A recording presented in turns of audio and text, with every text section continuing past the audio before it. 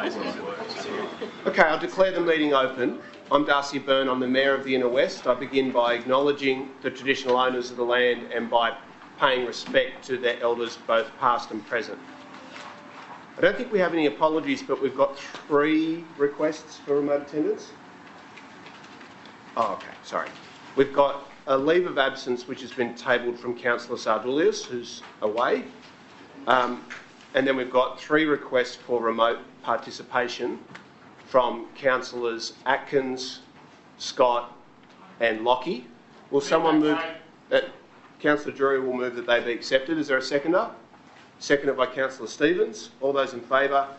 Against? Declare that carried.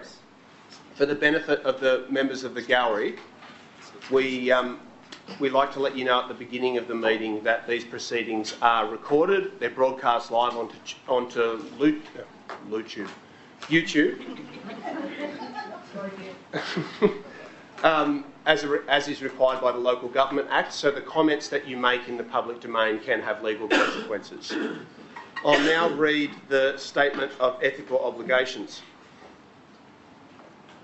The Mayor and Councillors are bound by the oath or affirmation of office made at the start of the Council term to undertake their civic duties in the best interests of the people of the Inner West and to faithfully and impartially carry out the functions, powers, authorities and discretions vested in them under the Local Government Act or any other act, to the best of their skill and judgment. It is also a requirement that the Mayor and Councillors disclose conflicts of interest in relation to items listed for consideration on the agenda, or which are considered at this meeting in accordance with the Council's Code of Conduct and Code of Meeting Practice. Are there any disclosures? Councillor Shetty?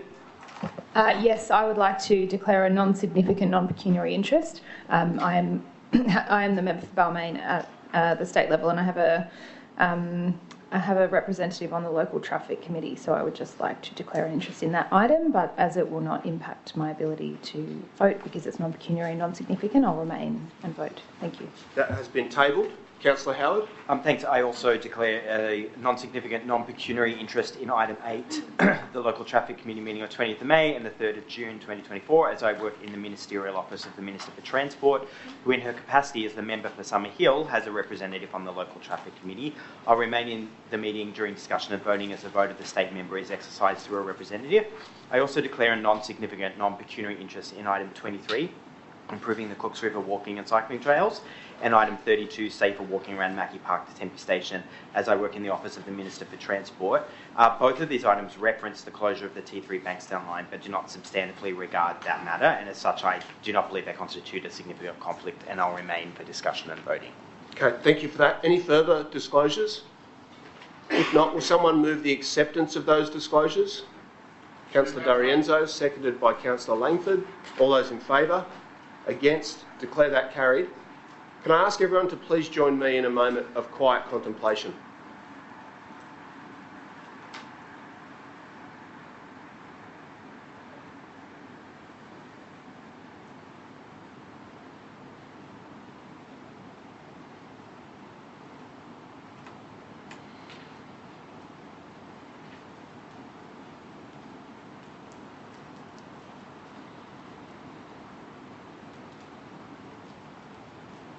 Thank you.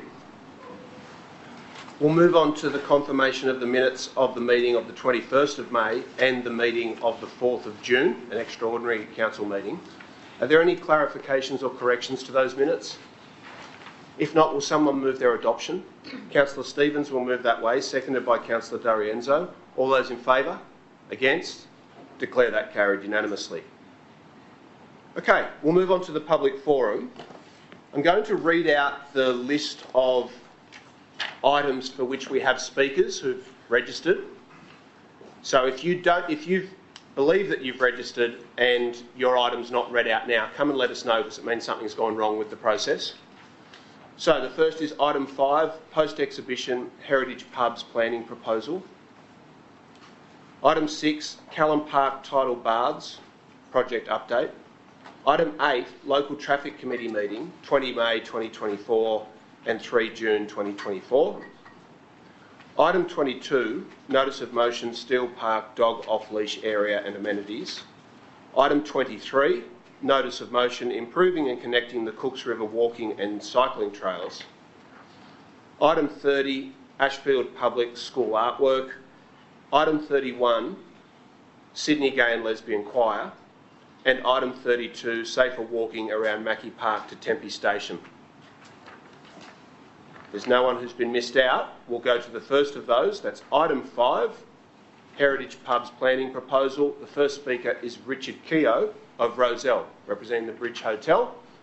Richard, I'll just let you know and everybody else know that under the Code of Meeting Practice, you're entitled to speak for 3 minutes. After 2.5 minutes, you'll hear this bell, and that's an indication that it's time to work to your conclusion or crescendo. The reason that we're not in the practice of extending that time, if you're the first person to speak tonight and you're very passionate about the issue, you might want to go for longer than that.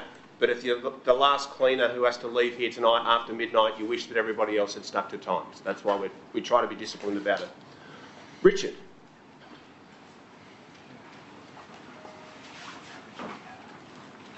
Thanks, Mr. Mayor, and everyone here. Look, there's a proposal put forward for Heritage to make all hotels, or 26 hotels, many of them already in the area already Heritage. Whilst I'm all for heritage and preserving as much as you can, just to point out, in case of the Bridge Hotel and many hotels around here, the outside tiles are not there anymore. The doors have been changed to 1970s doors and 1980s doors. The windows, the original windows aren't there. There are many outdoor things, but it's still the outdoor form of the hotel, the facade. I'm all for keeping that sort of thing. It's in a conservation area, and I think that's great. There's some beautiful buildings around. Having said that, they're not individual or unique. There are many examples of this Tooth and Company Hotel, which the Bridge was, and many hotels in Balmain were, all over Sydney. It's not unique. But the main thing that I'm concerned with is more the interiors. There is a recommendation that existing alterations should be evaluated. These are the words I quote from Heritage Report to Council. Recommendations that existing alterations should be evaluated for removal, allowing reconstruction to original, and any other recommendations regarding the interior. To take things back to original, number one, we're a band venue. We are the longest pub venue in this city by decades. To change the interior back to what the original was would be, of course, disaster. We wouldn't be able to have numbers. We wouldn't be able to have bands. But mainly the thing, interior, most pubs, unlike, say, the State Theatre, which interior should be preserved, we've got a situation where nearly every pub, and I know the Bridge has had 3 to 4 renovations.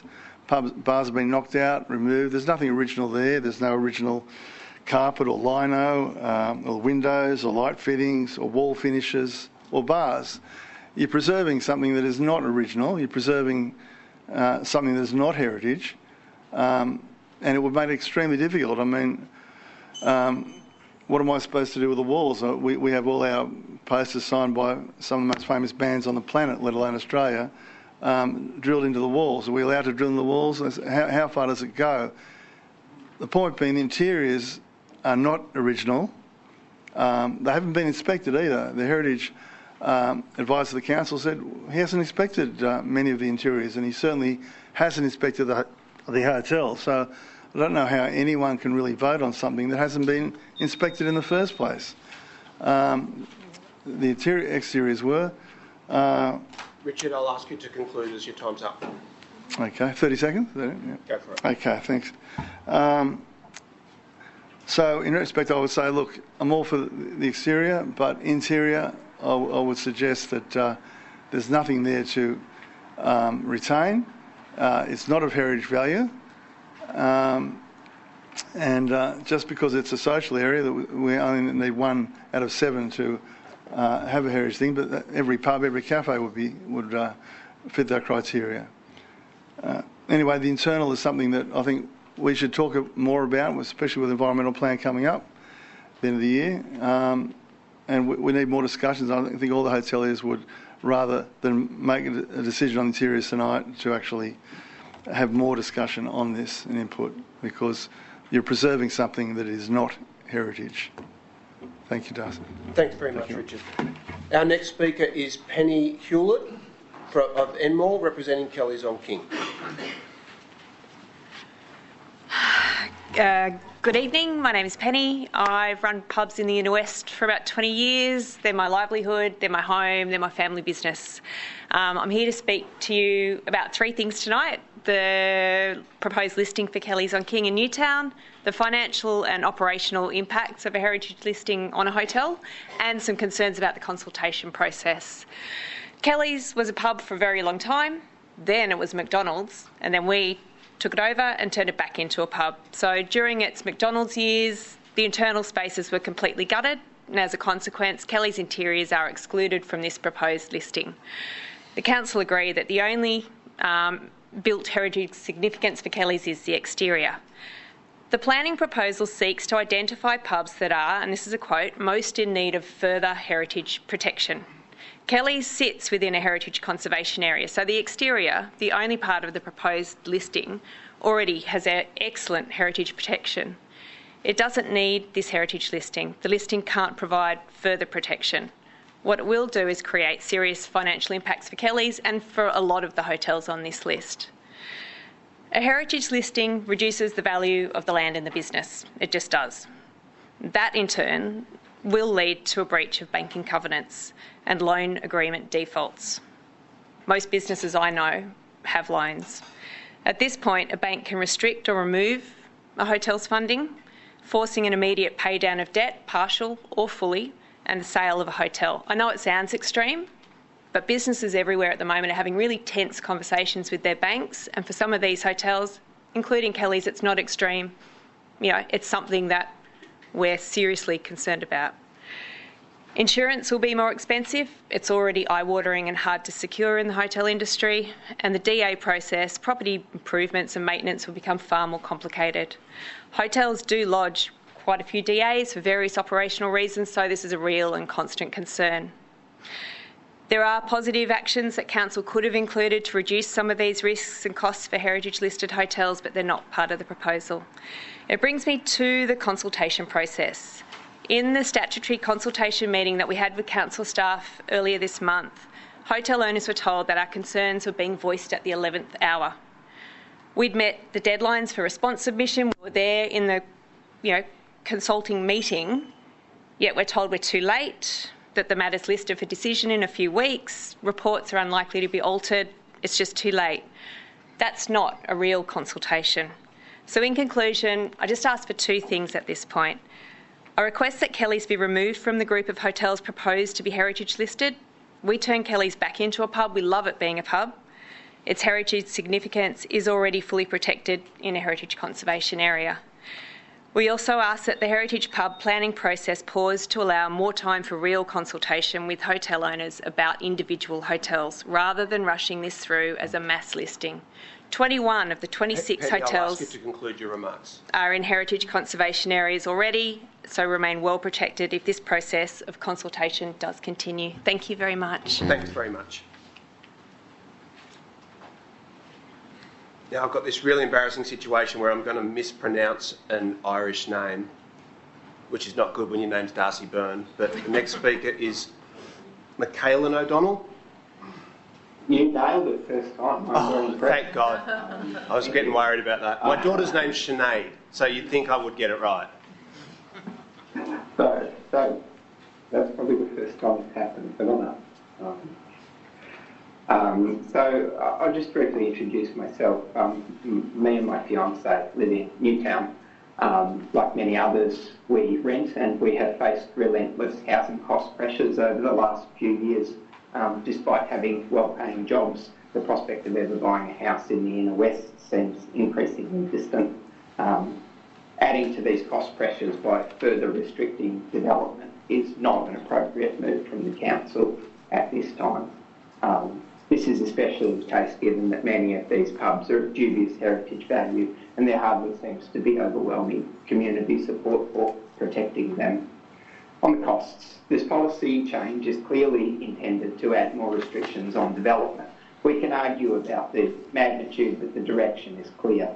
This will add cost, complexity and uncertainty to changes of land use on those sites or developments that are near them.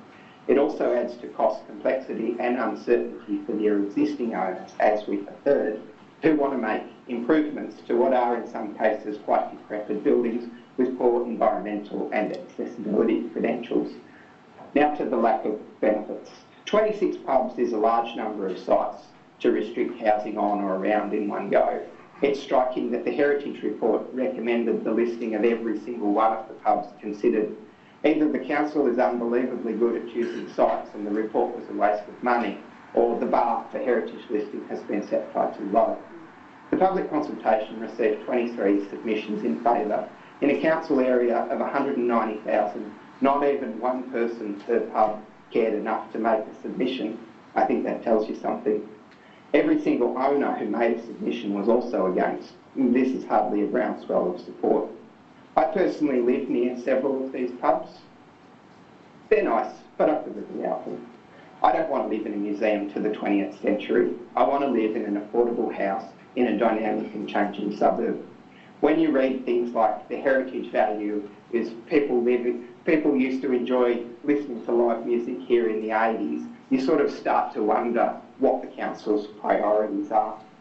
So in conclusion, I'd like to urge the council to reject further restrictions on home building, on development in the inner west, because at the moment I feel like my local government's obsession with the past is crushing my future.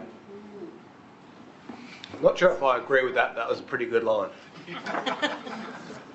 Okay.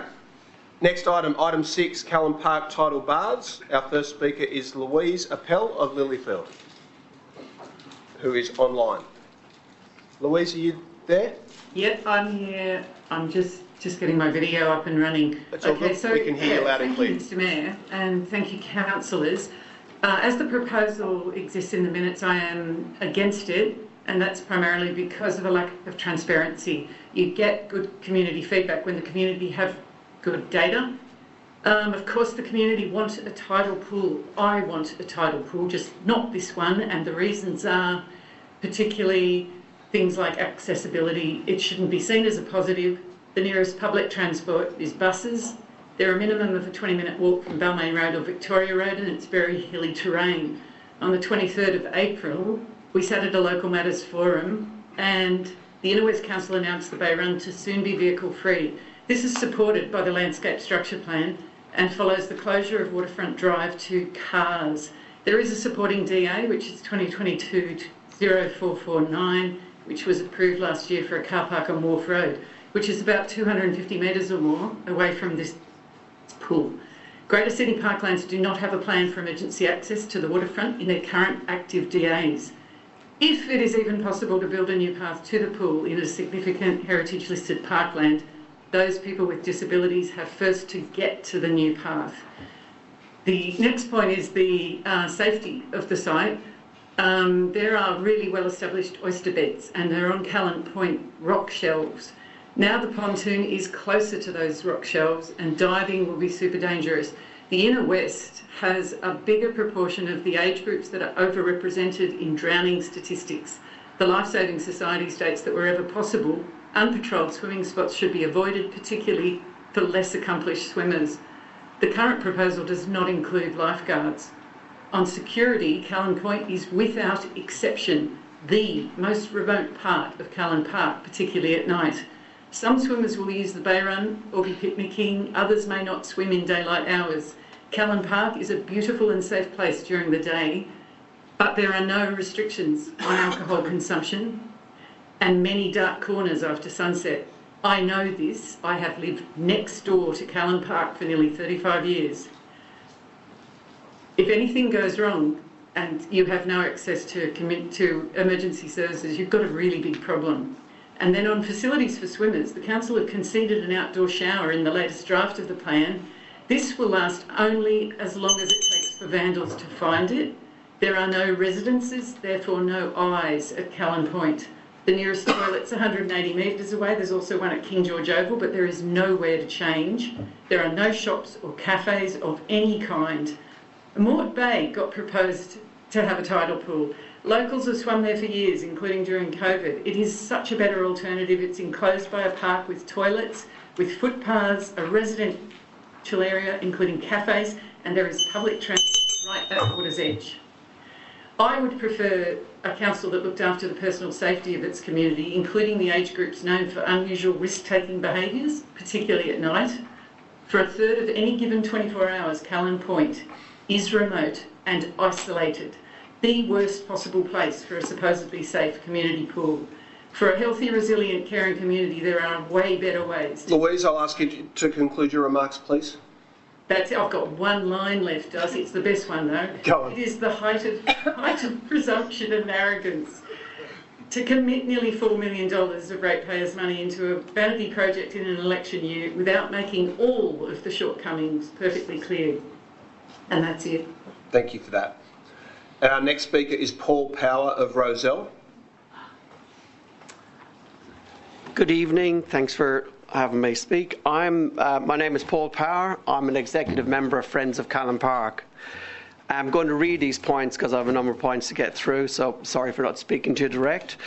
From the proposed Callan Point tidal pool, there has been much discussion about water infrastructure, while Council refers any land issues to the Greater Sydney Parklands for later determination. However, it's vital now to consider how the pool access, hard paths and increased swimming foot traffic will impact Callan Point, the only remaining unspoiled 24/7 all-green site that is exceptional culture heritage listed landscape. Currently, Callan Point has no cycling, scooters or skaters, no sports fields, no dogs off leash, no hard paths, no water views obstructed by the Bay Run. Thus, no safety concerns for the disabled, seniors, small children and general picnickers to absolute waterfront. It is exceptional and discriminatory for the parklands around Sydney Harbour to deny these folks access to meander safely on our foreshores. Yet, 80% of Callan Park waterfront is dominated by sports fields or cross-cycle access. 90% of water views are obstructed by the Bay Run. To access the proposed pool, there will be no adjacent foreshore parking, no adjacent changing rooms. The nearest is the new $1.7 million open plan unisex toilet, 400 metres away at Veterans Green, or the same at King George Park. Also, free tidal pool access could be countered if council pools offered safe and $1 access to all under 18-year-olds. If Callan Point progresses, it would be most undemocratic to waive a mandatory DA process, as critically in this instance, numerous government agencies will be involved. I do not object to a harbour pool, but fairness to all and common sense should prevail to reconsider possibly a Mort Bay location. This is a public park, not a town square. Light hands always when dealing with Callan Park. Thank you. Thanks, Mr. Powell. Can I clarify whether you were speaking on your own behalf or representing Friends of Callan Park? Representing Friends of Callan Park. Thank you for that. Next item, item 8, Local Traffic Committee. Giselle Mesnage.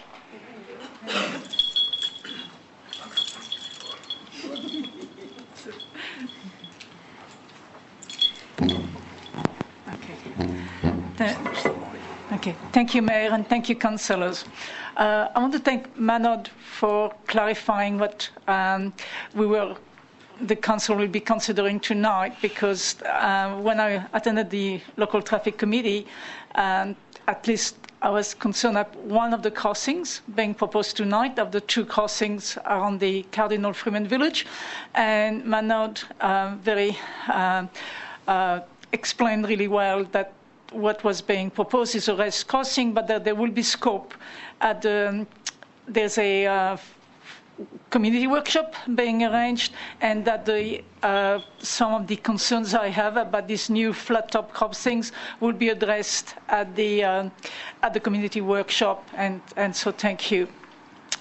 I want to give an example also of how important the crossings are. Today, I wanted to go to the Ashfield Aquatic Centre. I wanted to join an hydro aerobics class, and I wanted to have a swim. But I have to go with a support worker because of the lack of crossings at the moment. And then when my support worker rang last night to say she had hurt her knee, so she couldn't walk with me. And if I could walk the aquatic centre by myself with my guide dog, and I could do that if there were crossings, then it wouldn't have been a problem. But today I had to, have the disappointment of not being able to walk there.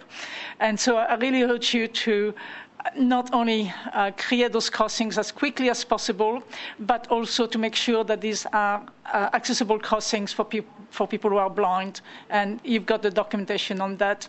Also, I want to bring your attention to that the City of Sydney is developing a walking strategy and action plan.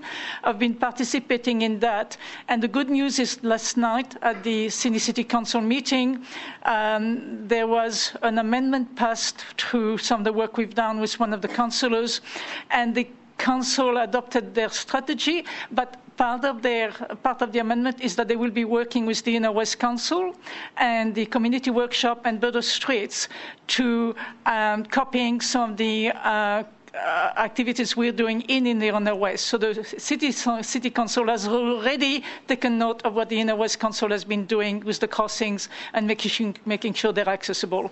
So thank you for whatever you're doing, And also want to thank you for having these public forums ahead of the meeting. I do feel sorry for you having to work till 11 o'clock tonight, but when I was at the City Council meeting last week at one of the traffic we waited 6 hours to speak. Today, only, like a little bit of time. So thank you for putting it ahead of your agenda and listening to us. Thank you. Thanks very much, Giselle.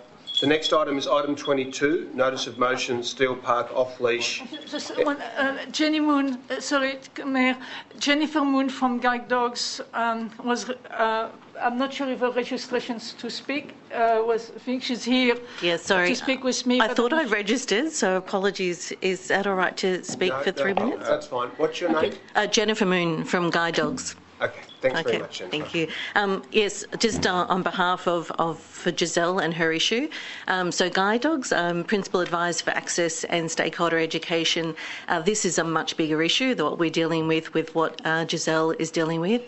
We did a national survey last year where 80% of people who are blind, who have low vision, have difficulties or lack confidence crossing roads that are level. It's perceived as being perhaps the best accessible design when in fact it is not for our stakeholders. It's incredibly unsafe and doesn't allow independence. So we don't want council to be producing these crossings because it is actually designing out the ability to travel independently within council areas. We're working with City of Sydney, we're working with Waverley Council, but we're doing this piecemeal business of trying to improve the design. So we'd like to work with council to actually come up with a much safer design for everybody, including people who are blind and have low vision. And I do applaud council already because we've had a meeting with some engineers and certainly other councillors in here on board, knowing that it's such a problem and we need, as an organisation, we need to be out there advocating, and that's what I'm doing here now. A lot of people don't realise it's a problem. As beautiful and as clever as our guide dogs are, they don't know to stop at dots on a flat surface. They know to stop at a curb ramp. That's where they're told that they need to then be reinforced by their handler to say, yeah, you're right, you're about to step onto the road. You need to now listen carefully to know if it's safe. We also have the issue of e-vehicles. We don't have an AVAS system, the acoustic vehicle alerting system in Australia. So our vehicles are getting quieter. So again, that's causing problems. And we're not just talking street crossings, even though we are here tonight. We're talking shared zones. We're talking shared paths. We're talking anywhere where these areas are intersecting with other mobility devices, particularly the micromobility.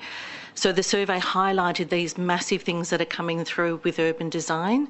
And as I said here, as a representative of guide dogs, teaching people how to travel with guide dogs or long canes to access their community. I guess I plead to Inner West Council to continue to work with us. Let's come up with a really safe and inclusive design that can be used across all councils in Australia and allow people to access their community safely and independently.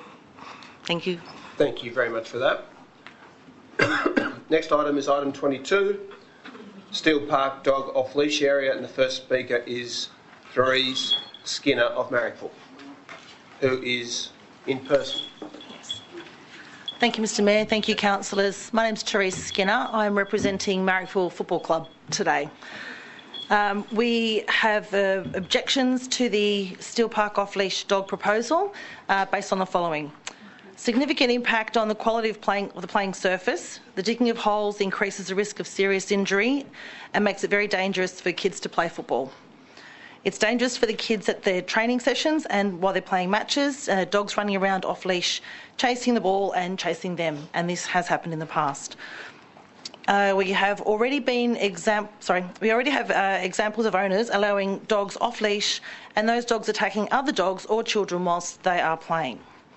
It's a disruption to matches with dogs running on the field during play.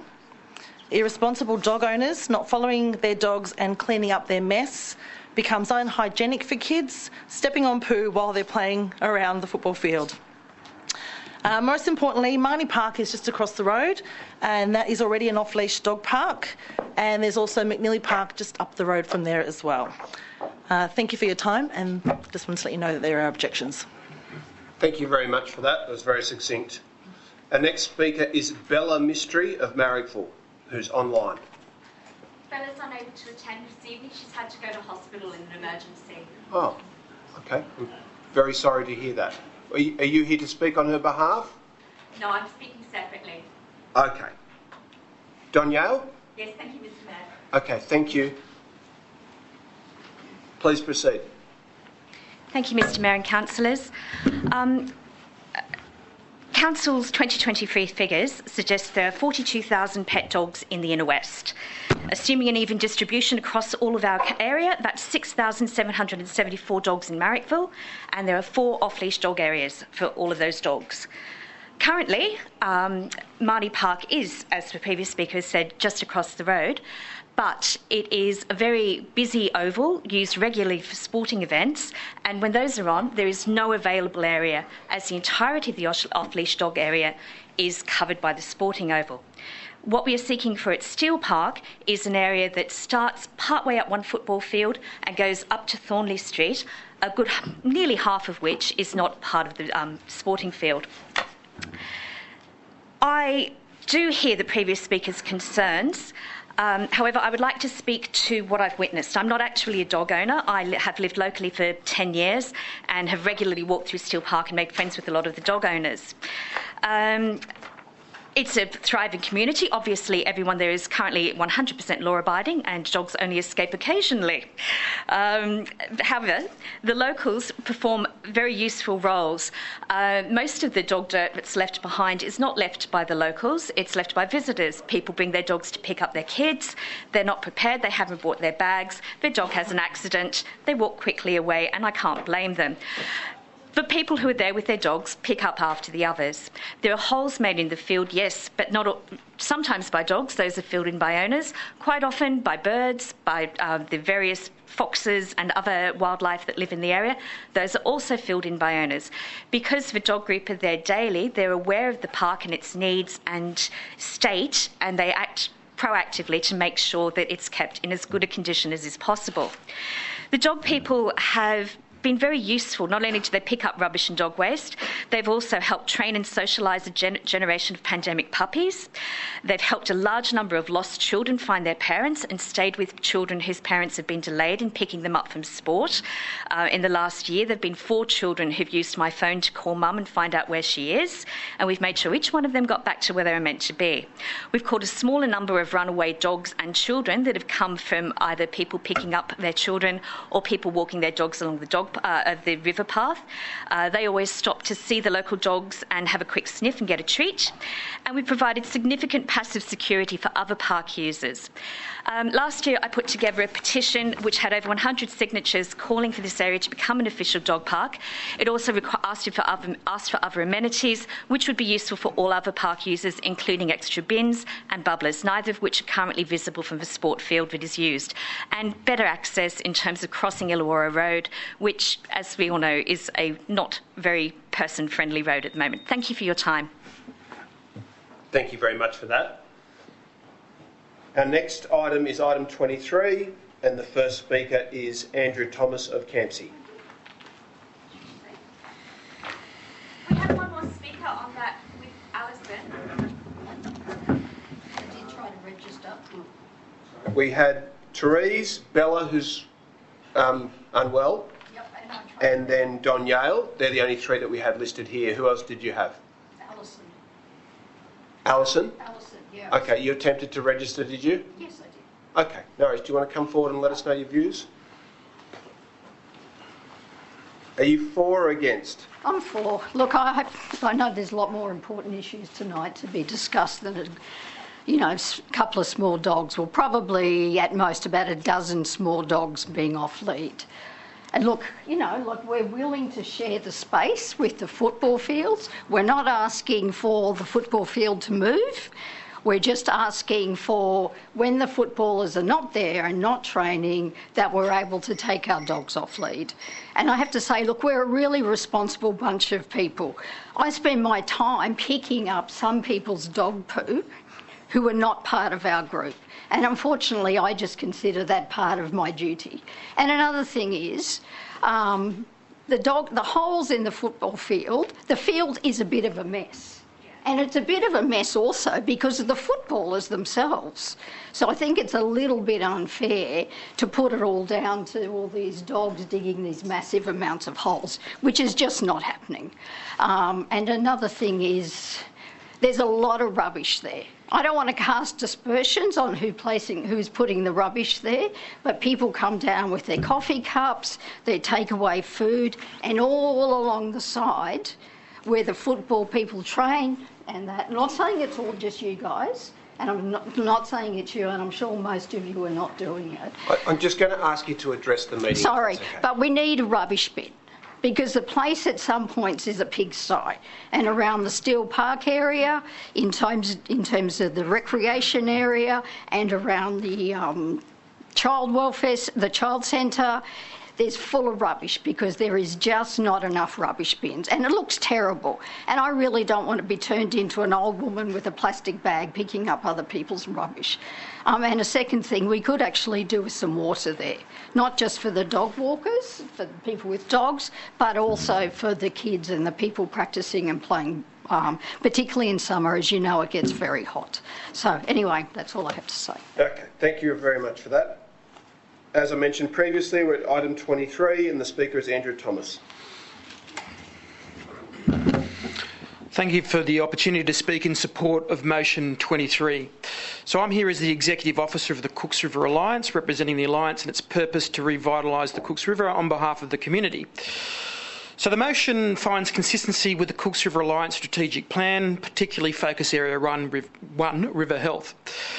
River health obviously is concerned not with the health of the river, but is also concerned with the health of the community who gets access to a healthy river, enhanced by having access to passive and active recreation opportunities along and in the river itself. So accordingly, this motion for improving and connecting the Cooks River walking and cycling trails is highly consistent with Focus Area 1 of the strategic plan. Also, by increasing access to the river, we help people connect with the river, which helps to drive interest in its revitalisation. The motion is also timely. as the Cooks River Alliance is looking to build a master plan for the whole of the river. The Cooks River Master Plan will pull together past plans, existing plans and initiatives such as the Cooks River Catchment Coastal Management Plans. Identify gaps in information, then using what we know, develop a whole of river master plan to guide planning authorities to get priority projects grant ready. This includes a whole of river assessment of river-related recreation activities, from passive naturalised opportunities through to active transport opportunities. So, if Inner West Council supports this motion, the opportunity exists to help make this motion a reality through its alliance with other members of the Cooks River Alliance, which includes Canterbury Bankstown Council, and the development of a Cooks River Master Plan. Thank you, that's all I have to say. Thanks very much. Brian Keogh of Earlwood. Hi, Mr Mayor, councillors, thanks for the opportunity to speak. My name's Brian Keogh. I'm an evaluation expert, so I've worked across Sydney Water, New South Wales Water, the Department of Planning and Environment, evaluating projects and telling government program organisers whether they work. It's fair to say I don't take program and project claims at face value. I look for real and defensible, attributable evidence. I'm also a local resident, lived on the Cooks River for 27 years, and I'm also a Labor Party member of the Earlwood branch, a far superior branch than the Inner West. So you might ask... You are very charming as well. So you might ask, why am I supporting a green motion which is the scourge of the Inner West? No, we were asking why such an expert would come to our chambers and disparage it. I work with Justine on the Cooks River Alliance, and I sat with her through every meeting for 2 years. I know her very well. I know that she's got the benefit of people as her central plank. I was the evaluator. I also know that Inner West Council is the most advanced council along the total every part of the river. You do a fantastic job. Your water revolution is great. So we're looking for your lead in this area. Why a walking trail? Walking trail, I'm going to tell a story. Jo, my partner, her mum, so my mum-in-law, when COVID hit, we busted her out of the nursing home and took her into our place for 9 months. She had a motorised scooter, and every day she went along the river, and it was a joy to her. But it's not just a joy to her. There's bike riders, scooters, prams, joggers and walkers. If you're above the age of 36, you no longer use the high-intensity sport fields. So this is a whole-of-life proposal. Last year, we installed a smart camera on the back of our place that counted the number of people that used it, and we benchmarked it against the Canterbury Aquatic Centre. The Canterbury Aquatic Centre had 466 people average attendances, and the numbers we counted and independently verified by the Cooks River Alliance was well over double that number. So I urge you to support this motion. Thank you. Thanks very much, Mr. Keogh. And the last speaker is Neil Tonkin of Lilyfield. Thank you, Mr. Mayor and councillors. As usual, I represent the Inner West Bicycle Coalition. Anyway, the Cooks River Trail was originally called the Ride to Botany Bay Cycleway. It was an initiative of the federal and state governments and local councils developed in the late 1980s. It was groundbreaking at the time and an inventive use of public easements. It allowed people to walk and cycle through seemingly unconnected localities. It was a surprisingly quick way to cut through car-congested suburbs to get from Ryde to the sea. It's one of the iconic cycleways of Sydney, well known by many cycle and walking groups, and people who want a continuous car-free walk or cycle from the Parramatta River catchment to the Cooks River catchment and ultimately to the sea. Well connected to transport nodes, cars were not necessary to access it. It traverses many different environments and puts on show the best and the worst effects of human influence on the environment.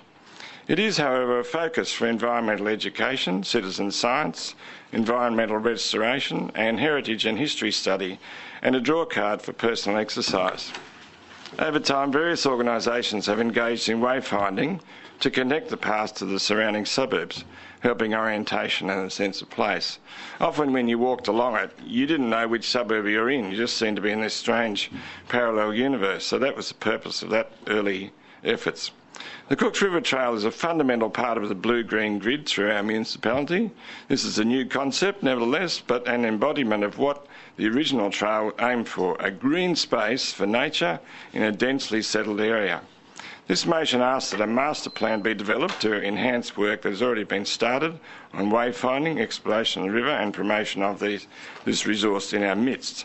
There is an urgency also to this task while the Bankstown to Sydenham rail line is repurposed into a more frequent modern metro transit system. The trail is being impacted by climate change with increased flooding.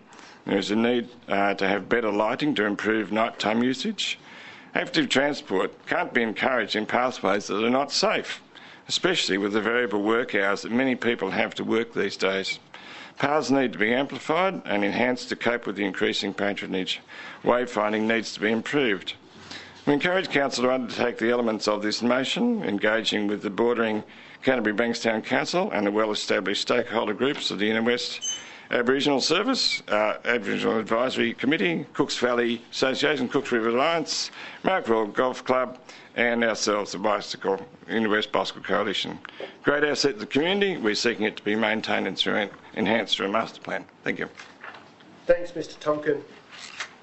Next item is item 30, Ashfield Public. Sorry, I've registered to speak at the weekend on item 6 and I haven't shown up on the registered speakers.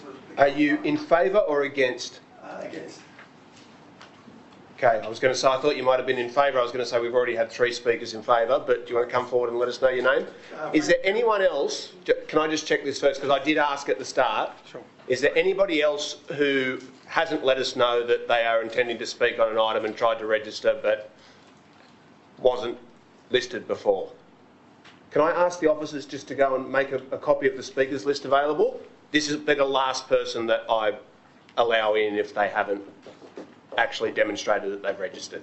Please proceed, sir. Thank you. So, yeah, my name's Frank McHugh. I'm from Leichhardt Rowing Club, local resident and a father of kids down there. We've got an issue with the pool in its current location. We're not against the idea of a pool, but we are against it in its particular location. It has changed location slightly since the original. Sorry, sir. Just for clarity, we're on item 23. Item 6 it was. No, that's not the item that we're on. We've already passed item 6. Okay, well that's what I was hoping to be able to speak about, item 6. That's what I'd registered for, and I didn't get a response, so I took it that I was outside, but then I'd seen that there was. Were you here when we dealt with item 6? I didn't hear then, no. Okay, please proceed. Okay, cheers, thank you. So, yeah, Callan Park tidal pool. We aren't opposed to the idea of it. We're opposed to its location. All the bay clubs, we've got hundreds of members just at Leichhardt that are training out of there on a daily basis, and in its present location, it presents to us, and in our opinion, a navigational hazard. We understand it has been relocated, but at the present location, due to the condition of the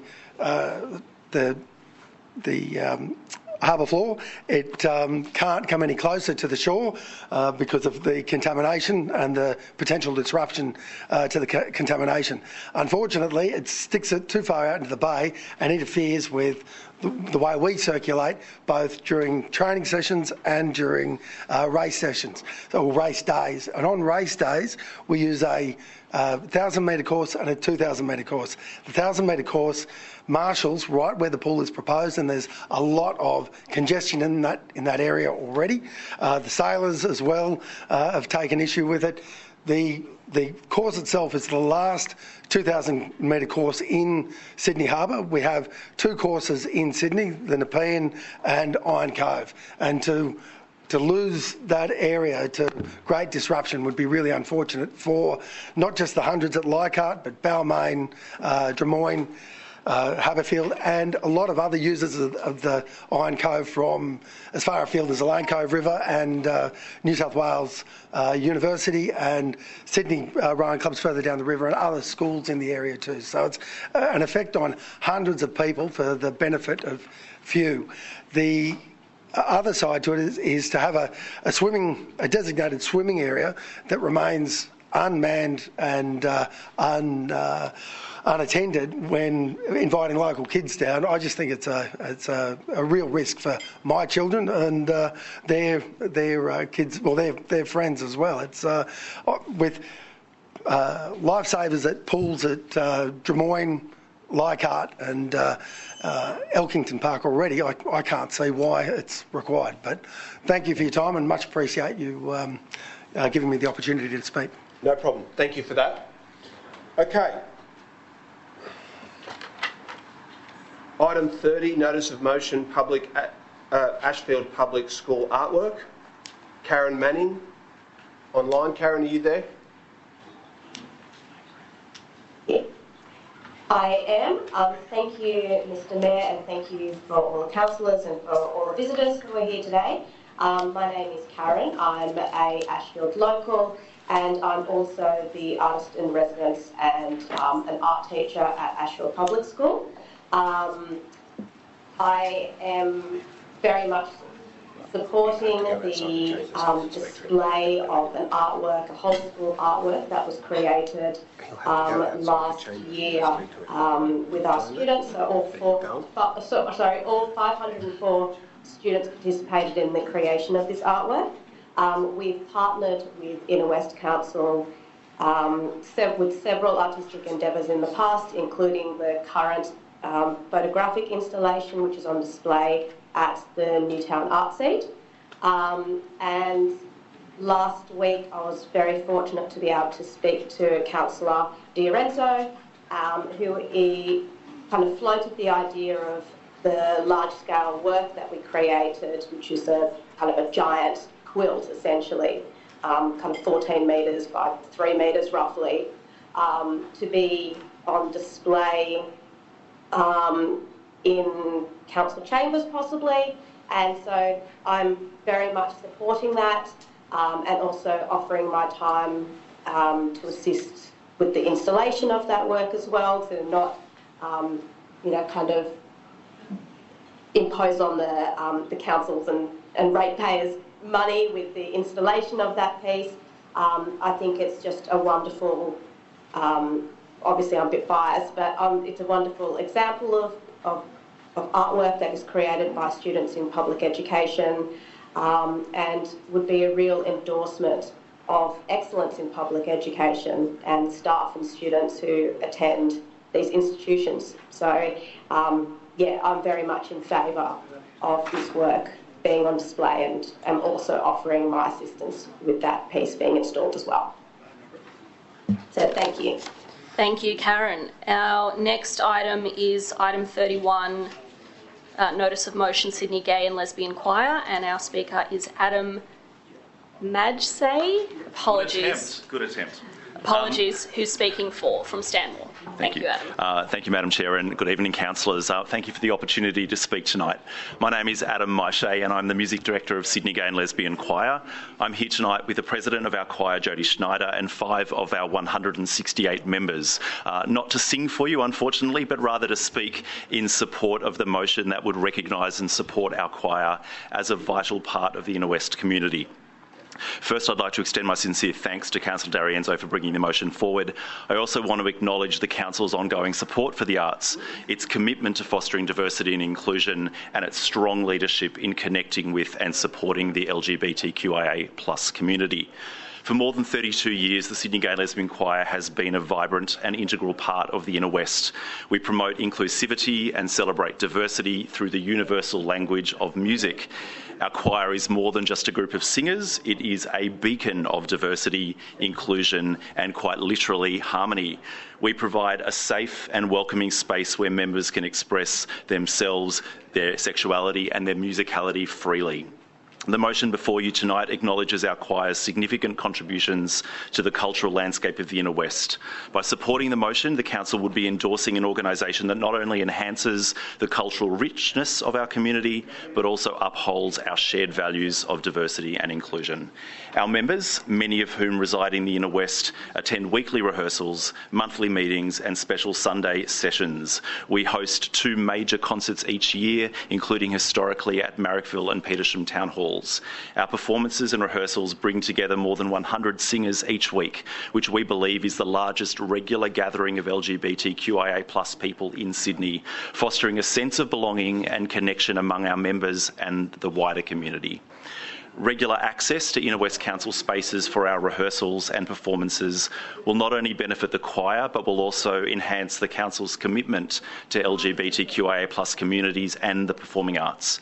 This collaboration would ensure that we can continue to bring joy, understanding and respect through our music. The benefits for Council in passing the motion are many. It'll reinforce the Council's standing as a leader in diversity and inclusion, be a practical demonstration of the Council's support for the arts, and would enhance its connection with and ongoing support for our LGBTQIA+ community. And it will also demonstrate a tangible commitment to creating spaces where all community members feel valued and supported. So in closing, I urge Council to vote in favour of this motion. The motion is a clear way to celebrate diversity, foster understanding, and build a more inclusive community through music. Thank you for your time. Thank you so much, Adam, and apologies again for the mispronunciation. Our final item for the public forum is item 32, notice of motion, safer walking around Mackie Park to Tempe Station. And our first speaker is Neil McKenzie of Marrickville, who is speaking for, and I believe he is online. Do we have you, Neil? Yes, you do. Thank you. Proceed. Thanks. I wish to speak to item 32, safer walking around Mackie Park to Tempe Station. It should, in my opinion, also say and beyond to the Princes Highway. As a local resident, I'm fairly appalled by the perilous state of the Tempe Station precinct, the car park, the adjacent railway land and the northern end of Kendrick Park. As a parent of 3 teenagers, I often get evening calls that one of my kids has missed a train or a train stopper is walking back from Walleye Creek and is therefore heading into this area. And in light of recent reports of the assault of a young woman in this area, it's becoming everyone's nightmare. Without digging very deep, many members of our community have come forth with their own negative stories to me. In the last month, I've spoken to councillors about this issue. I've written to the Lord Mayor and the Minister for Transport and believe there should be an urgency to address the very obvious safety issues around the Tempe Station precinct, especially as it's set to see much increased number of visitors with the shutdown of the T3 line. Every landowner and manager has some responsibility to act here, and I think the obvious things the area needs: proper lighting, security cameras, improved pathways, including clearing up and opening vistas, an expanded railway car park with improved lighting and landscaping and bike facilities, repairs to the broken fences, barriers, including the dilapidated unsafe pathway with overgrown landscape that heads to Griffith Street behind Tempe Station. A broader plan listed in other motions tonight should indeed address safety along the entire Cooks River, including illuminated, safe shared pathways. Whilst on safety in this area, the inadequate single-width pedestrian bridge that crosses the Cooks River at Richardson Crescent is also a dangerous and frightening prospect. And how this has not been fixed after so many years is an outrage, really. Council should put all pressure on Transport for New South Wales to address this at the same time as dealing with Tempe Station Precinct as part of it. As spoken tonight, the Cooks River Corridor, is the municipality's primary natural asset and can so easily become, the example of world's best practice for remediation and care of an urban waterway, and a major draw card for visitors and residents using the river, walking its banks and pathways. And the challenge for council is to best manage and design the interface with infrastructure, roadways and facilities to ensure safety for all users. Unfortunately, at Tempe, council's shared paths deliver people to undeniably dangerous areas, and it's like the worst thing happens in that area. I urge council to take appropriate action as soon as possible. Thank you. Thank you very much, Neil. And our final speaker is Kira McKenzie, also of Marrickville, also speaking for and also online. Do we have you, Kira? Yes, I'm here. Thank you. Please go ahead. Good evening, everybody. I spoke at the council meeting last month with my father on the subject of violence against women about the strong need for an upgrade to Cooks River Path lighting and security following the violent attack on an 18-year-old girl in Kendrick Park at the Tempe Station underpass. My father and I are here once again to reinstate how vital it is that action be taken as soon as possible, especially considering the shutdown of the T3 line that will see a much larger portion of the population walking or cycling along this route, especially young people who rely more on public transport. I started my petition more than a month ago, and to this day it has continued to amass signatures and overwhelming community support, alongside an abundance of distressing stories. Some examples including a 13-year-old boy who was bashed and robbed 3 years ago in Kendrick Park, 2 young twin girls who were followed along the path and had to call the police and take refuge in the Marrickville PCYC, and 37 individual stories of women aged 14 to 50 plus years old feeling unsafe doing something as simple and necessary as walking home. As the numbers signing the petition have grown, I've been approached by multiple journalists from a variety of papers, including the Daily Telegraph, asking for details on the safety issues in this area, photos of the unkempt Tempe station, and diagrams detailing the lack of safe lighting, with pieces coming out in the papers in the next couple of weeks. My petition has also garnered support from parents, educators and people of all walks of life, with ideas on how to continue to support and make the community aware of just how serious this matter is. It has been suggested that a nighttime fun run be created, an Instagram page for the petition be made, and that I start advertising the cause across a wider platform. It was even suggested that people begin volunteering to help monitor the Cooks River at night so that citizens, especially young women, have a safe passage home. Nothing as preventable as a lighting and security issue should fall into the hands of community members. I urge you to listen to the community and understand that this is something that is impacting people every single day. Each day that this issue is not resolved is another night of frightened citizens having to find alternative routes home to avoid the unthinkable.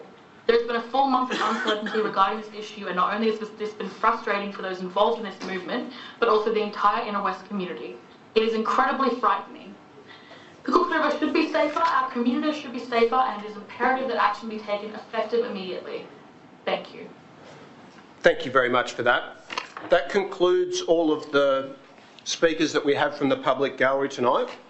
So we'll move on to condolence motions, of which I have tabled one myself, and that is for Euphemia Bostock, Auntie Femi Bostock.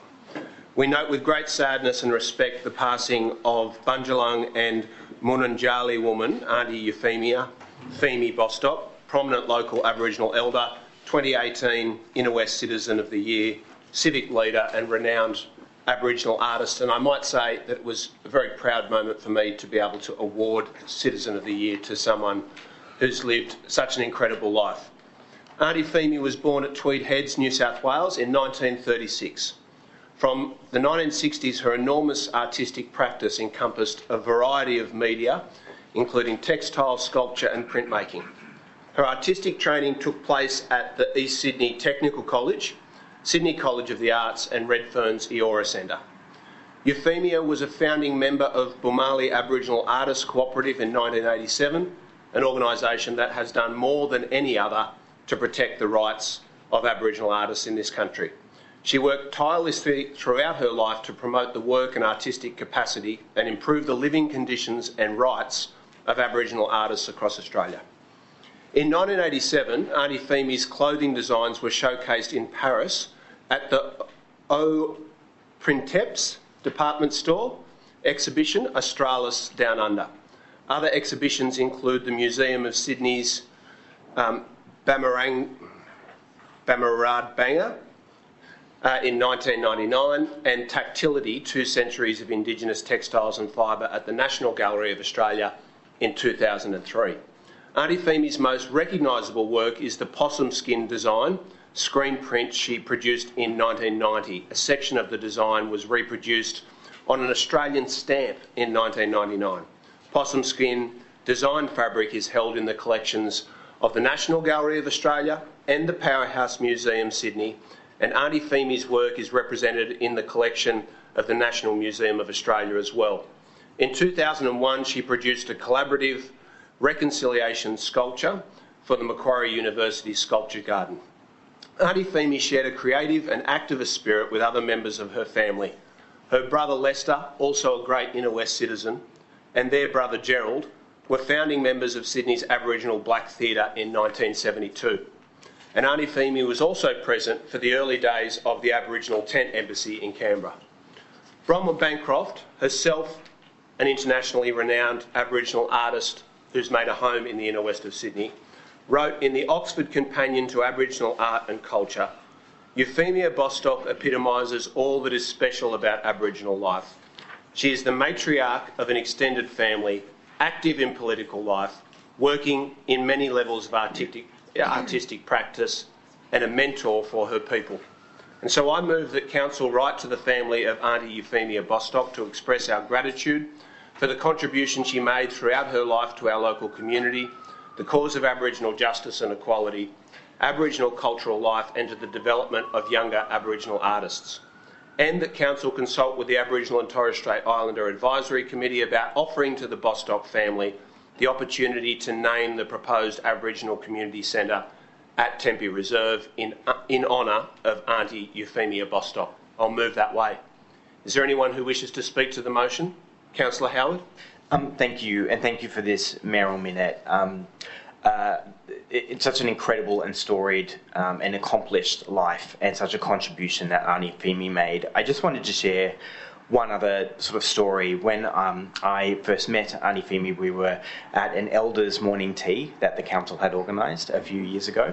And I shared a story about how when my family moved from Canada, my youngest son, who had this tiny little Canadian accent at the time, went to May Murray, one of our early childhood learning centres, and he came home after a few weeks and had this beautiful little thing that he started doing every day, which was that he would say, he would greet us every morning by saying that he would touch the ground of the Gadigal land, he would touch the sky of the Gadigal land, and he would touch his heart of the Gadigal land.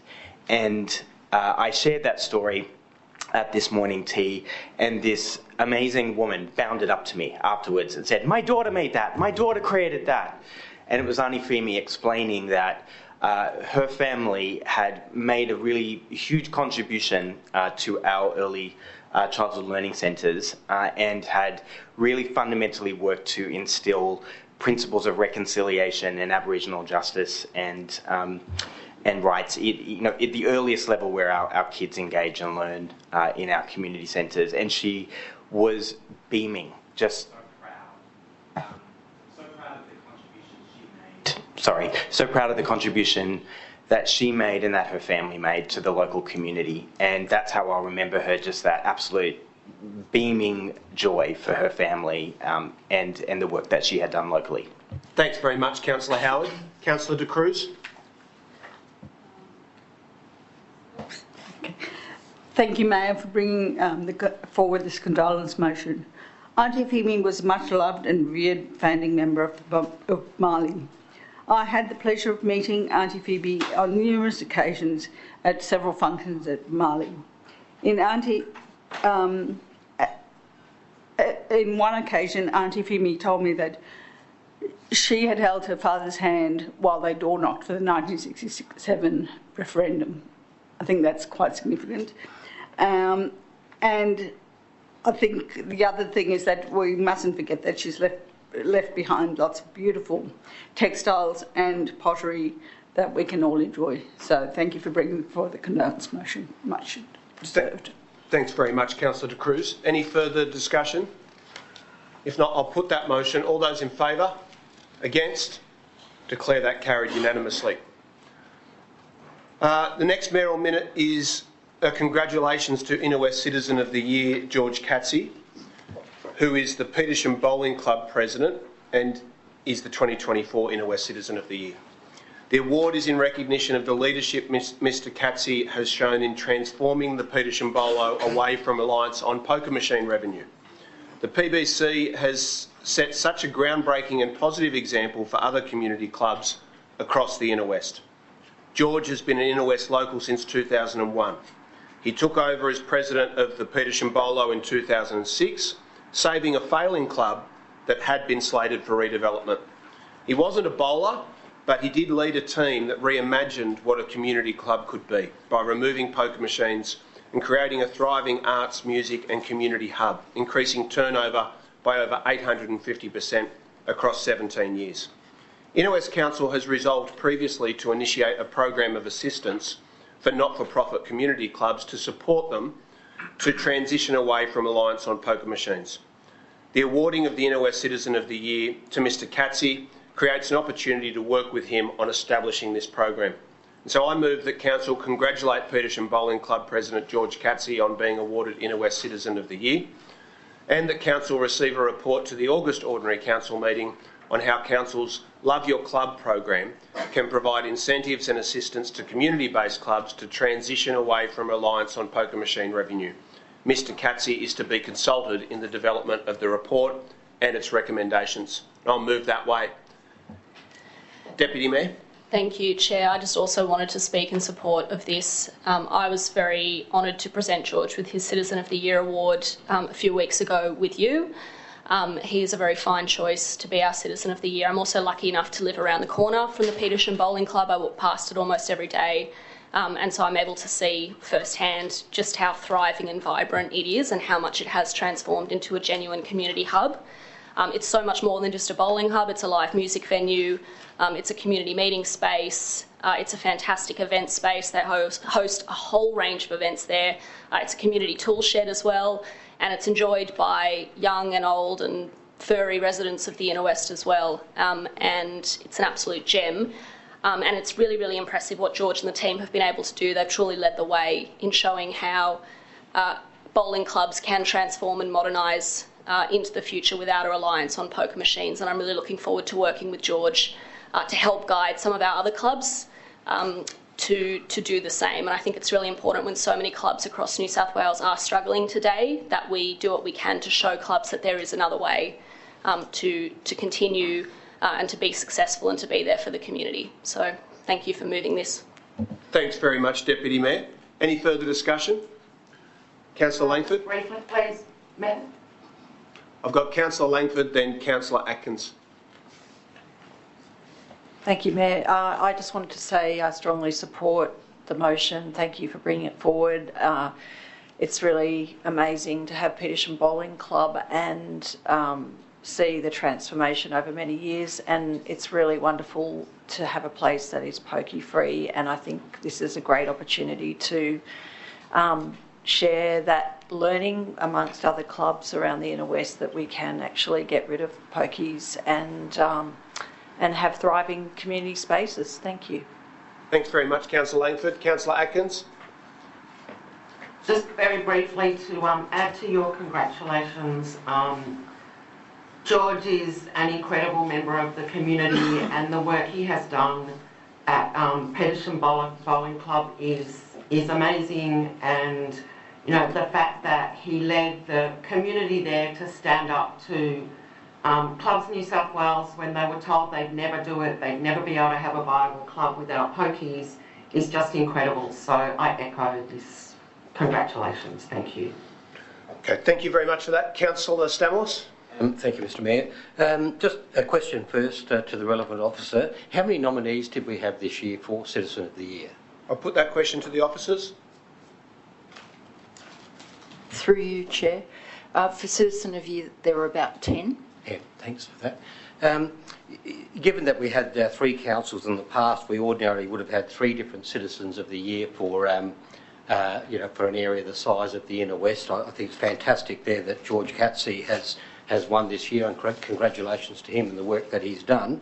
Mr Mayor, I'm wondering whether we could accept the following amendment to your motion, that Council investigates an increase of up to 3, not necessarily, but up to 3 Citizens of the Year for the future years. Just investigate that as a possibility. Thank you. Okay, thank you for that. I won't accept that amendment. It's disappointing to see Councillor Stamoulis making criticisms of what is an overtly and uncontroversial positive motion acknowledging the Citizen of the Year. I do believe it would diminish the role and the title for it to be divided in 3. This is not a proxy debate for de-amalgamation. This is recognition of a great Inner West citizen, so I don't accept the amendment. There's no seconder for that. That will lapse. Do you wish to second it, Councillor De Cruz? Do you wish to speak to it? No? You'll refrain? Okay, I'll put that amendment. All those in favour, please raise your hands. That's 2 in favour. All those against? That's 13 against. That has been defeated. Any further positive discussion of the Citizen of the Year?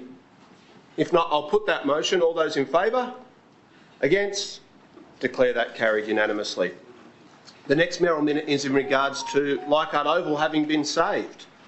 On June 14, now to be known as Leichhardt Oval Day, the federal and New South Wales governments announced that they would join in a funding partnership with us, as proposed by us, to save Leichhardt Oval and implement the Leichhardt Oval Master Plan.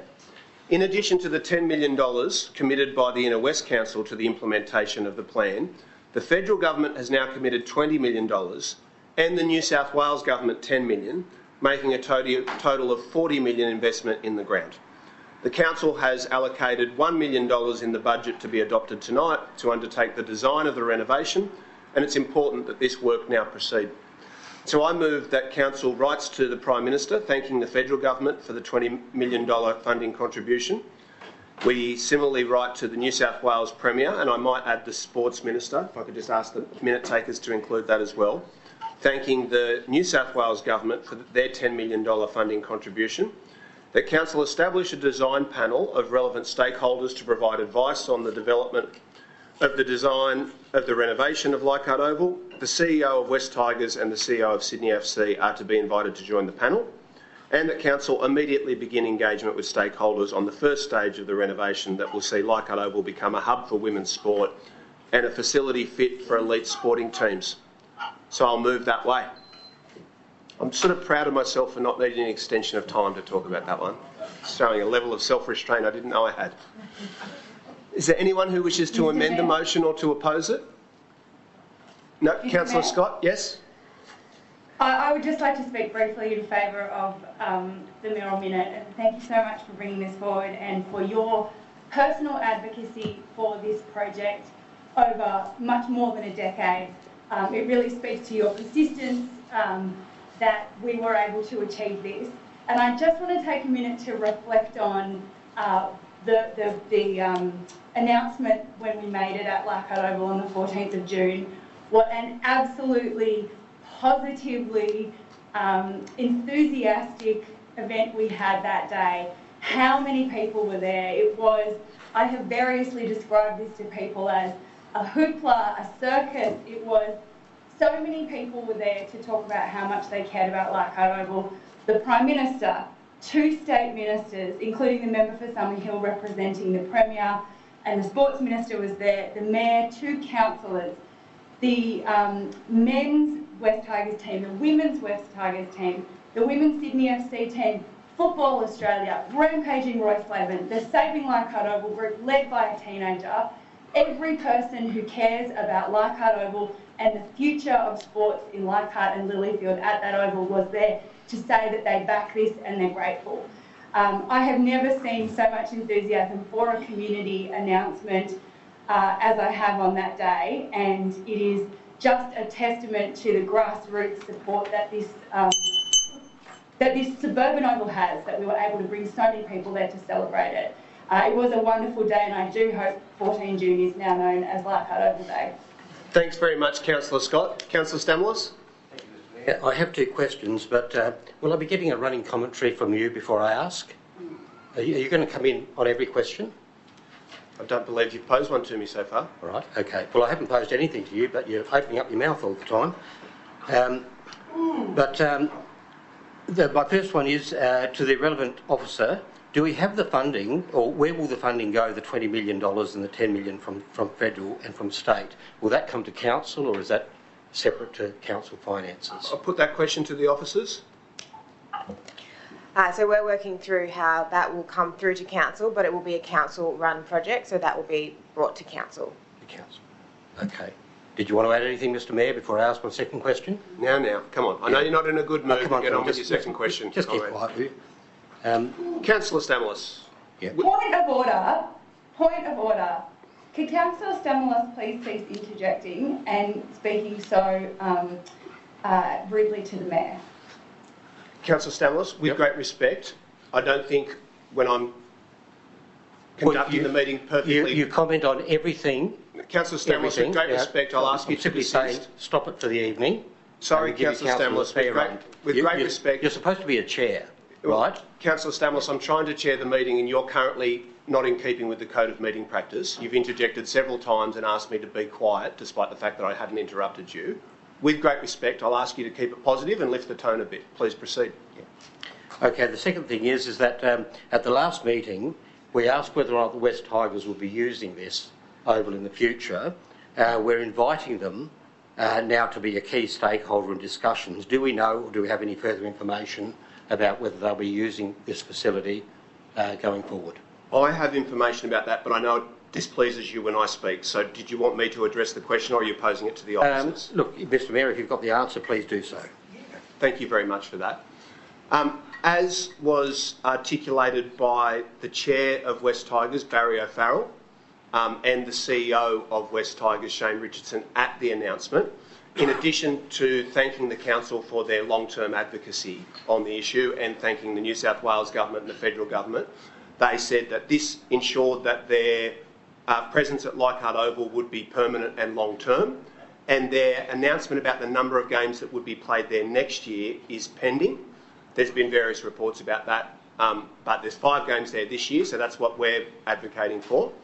And they've also made public statements about the fact that a lot more women's rugby league will be able to be played there through the West Tigers. Good, thank you. Good. Did you wish to speak to the substantive motion or just angry questions? Okay. All right, any further... Is there anyone who wishes to amend the motion or to oppose it? Councillor Atkins. I have a question, Mayor. Yes, please do. I'm just curious about who would be the relevant stakeholders on the design panel. I'm assuming that's a question for you, given it's your minute, and whether that would include possibly members of the community to be involved. Thank you. Okay, thanks for that. I think the point 3 of the motion is quite clear. I've spoken to both the CEO of Sydney FC and the CEO of West Tigers to ask them if they would play a role on the design panel, and they have both agreed. And I think the council officers are able, under their delegated authority, to identify who the additional stakeholders would be. But there's already been a lot of different sporting organisations and community organisations involved in developing the master plan. So I imagine it would be quite a similar list. Thanks for that. Anyone who wishes to oppose the motion or to amend it? Okay, I'll make a very brief right of reply. I'm not going to let the unfortunate tone from before drag me down on a day that I'm feeling so happy about this result. Here you go again. Councillor Stamoulis, I'll ask you to desist. Humour's not a bad thing. Now, since the new New South Wales Government was elected, there's really been a marked change in the way that the council's needs and the community's needs are being met. In the previous 12 years, as we all know, we received essentially nothing. They cut us out deliberately from grants programs in a way that's been identified as being improper by the Auditor General and by the ICAC. And we received very little because they didn't have a political interest in this area. I'm very proud that in recent months we've been able to deliver an additional $20 million for the Rozelle Parklands for the deficiencies within that park, which wasn't on the table from the previous government. It's a direct result of our advocacy. Now $30 million of state and federal funding for what everyone agrees is a magnificent asset that had to be saved. That's $50 million. I don't understand why some councillors look so angry when we have such big wins. And this is about the use that the ground will get for another 50 years to come now. And when you see the look on the faces of the girls running out for the female festival of football just a month ago, the Leichhardt Juniors girls and the juniors from Balmain District Football Club, they have a whole day of football there. And when you see the look on their faces when they run out the tunnel, they honestly feel like heroes. And we're going to see a lot more of that now. This is going to be a hub for female sport. We've set a goal of 50% of all of the content being women's and girls' sport. And Sydney FC women's team have committed to playing there for the long term as well. So I think there's only things to smile about in this significant win for our community.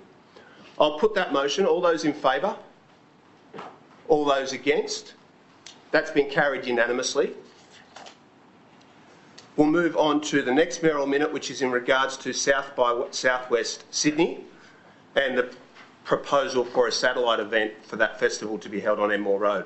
South by Southwest is an annual conference and festival originating in Austin, Texas, and which showcases music, film, technology and innovation. It is one of the largest festivals in the world.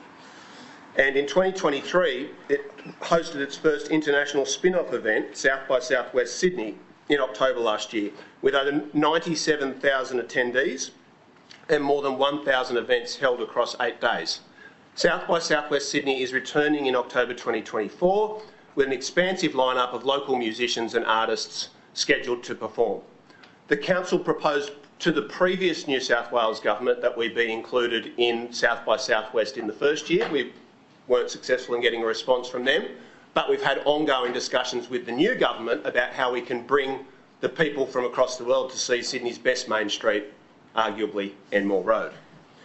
The Inner West is the centre of live music and art in Sydney, with more residents employed in the arts and creative industries than anywhere else in the state. It's also home to the state's first ever special entertainment precinct on Enmore Road, and I note that we're considering establishing 6 more special entertainment precincts tonight. While the majority of the festival is going to take place in the CBD, South by Southwest Sydney has met with Inner West Council to discuss opportunities to collaborate on a satellite event on Enmore Road as part of the festival. It's mutually agreed that the focus of this event would be on showcasing local Inner West artists and the precinct to the South by Southwest Sydney audience. Given the festival is taking place in October, Council will need to confirm details with the organisers soon to ensure the viability of the event. And so I move that Council write to South by Southwest Festival organisers proposing a collaboration between the Inner West Council and South by Southwest Sydney, but I think we'd call it South by Inner West, just saying, to hold a satellite event on Enmore Road as part of the South by Southwest Sydney 2024 event. The event will focus on showcasing local artists in the Inner West, and that Council delegate authority to the General Manager, or in this case the Acting General Manager, to enter into negotiations with South by Southwest Sydney on logistical, financial and promotional support that Council could provide as part of the event, and receive a report to the August ordinary meeting detailing costs. Is there anyone who wishes to speak to the motion? I wish to speak enthusiastically in support. Thanks, Mayor. To get an event of the scale of South by Southwest Sydney to host a satellite event on Enmore Road would be an absolute boon, not just for the greatest street in New South Wales, but also for the many Inner West artists and live musicians who will be showcased and will be able to perform to not just a national but an international audience with the kind of reach that most events in this country can only imagine. And I think it's only right that an event that showcases live music and arts like South by Southwest Sydney should have an event in the Inner West, because as you've said, Mayor, we are the beating heart of live music and the arts in this state, if not the country, and I really enthusiastically support this and look forward to seeing it take off and bringing people from around the world to see the joys of Enmore Road. Thank you. Thank you, Deputy Mayor. Is there anyone who wishes to oppose the motion or to amend it? If not, I'll put that. All those in favour? Against? Declare that carried unanimously. The next and last mayoral minute is in regards to the Leichhardt Bowling Club. The Leichhardt Bowling Club is a 101-year-old community sporting institution. I was very excited and proud to participate in the 100th birthday celebration last year. The club's board is committed to honouring their proud history, preserving it as a community recreation space, drawing in new members to the sporting and social club and catering to local visitors with new offerings of food and live music. Like many small community clubs, they face significant financial pressure, despite the fact that they have had quite a rejuvenation over recent years. The club has been zoned R1 general residential since the middle of the last century, though it's been used as recreational land for over 100 years. No attempt has been made to change its use to residential in the decades since it's been used for recreational purposes. As a result of the residential zoning, the Leichhardt Bowling Club pays rates approximately more than 350% higher than comparable clubs, imposing a very significant recurrent cost. Their estimate is that they currently pay $67,000 a year in rates, but if they were rezoned for recreation space, they would pay $17,000 a year. So a recurrent reduction of $50,000 a year in rates is a very significant financial boost for an organisation such as this. The Board of Directors and the membership have now asked for Council support to rectify this situation by initiating a Council-led rezoning from R1 to RE2 private recreational land. A vote of the Board was held in late May and unanimously endorsed the proposed rezoning. The Council has an opportunity to help secure the long-term future of the club by initiating the process. This will save the club money and secure the land as recreational space, and that's important. We know that we're going to have to build more housing. Every local community is, but these green community spaces are so important to protect, and rezoning this to recreational space would make that protection permanent. Leichhardt Bowling Club Life member, 78-year-old Ronnie Court, wrote a handwritten submission to Council in support of the rezoning. He reflected on his years at the club and how important it was for him as a bowler, and also praised the board for their foresight in making changes to the club to appeal to new members. He mentioned how pleasing it is to see children and families at the club and to hear them proudly say, "I love the bowler." And so I propose that Council commence work to rezone the Leichhardt Bowling Club from R1 general residential to RE2 private recreation, using the most cost-effective and expeditious Council-led method possible, and a report on this to be tabled at the August Ordinary Council meeting. So I will move that way. Councillor Scott? Thank you, Mr Mayor. I would really like to pay tribute to the Chair and members of the Board at the Leichhardt Bowling Club for their persistence in working on this proposal. They have been in talks with the Council since 2019 to try to resolve this issue. Baz and Al have been chipping away at the solution to this for quite some time, and it reflects the long-standing intention of this bowling club to preserve their future. Historical records of the club indicate that they have been working on rezoning in some form since probably the 1980s, and I'm so pleased that we're able to actually bring this to a head now. I think it's also really important for us to reflect on the fact that this bowling club is still a competitive bowling club. It is for the sport of lawn bowls, and there are members there who are engaged in sport and recreation at this club. It is not simply a place to drink a beer. It is not simply a place for a children's birthday party. It is a place that has a long and proud sporting tradition. In fact, New South Wales Bowls was formed at the Leichhardt Bowling Club. It is one of our oldest clubs. And this is something that will preserve it as a sport and recreation space for the community, owned by the community, led by the community for generations to come. And I'm so proud to lend our support to that endeavour. Congratulations to the board and all the members. Thanks very much, Councillor Scott. Councillor Shetty? Yeah, thank you. I just want to throw my enthusiastic support behind this proposal as well. I'm a close neighbour of the Bolo, and it is much loved in the community around me. When I first moved to Lilyfield, my next door neighbour Norma had actually moved to her house so she could be closer to the Leichhardt Bolo because she loved it so much and spent all of her free time there. So it's just a really important part of the community. She's since passed away a couple of years ago, but had moved there in the 1990s to be close to the Bolo. So it's been loved for decades. It's been loved for a century, and it's a really big and important part of the community. I spend a lot of time there with my school community and my friends. I know that Baz and Al and the rest of the board and the staff there do a really great job. So really keen to see this go ahead so that we're protecting the future of this club. It's a really important part of the community from both a sporting perspective and just a community hub. So thank you for bringing this motion. Thanks very much, Councillor Shetty. Councillor Griffiths. Mayor, just a question to you or the officers, depending if you can answer it. I just want to know who owns the club. Is it public land and a publicly owned building, or is it a private entity and a private for-profit establishment? If you can just speak about that, the nature of that. I'll put that question to the officers. Through you, Chair, I'll have to take that question on notice. I'm able to address that question. It's a not-for-profit community club that owns its own land, which is why they're paying the rate. So if they were leasing it from us, they wouldn't be paying rates to the council.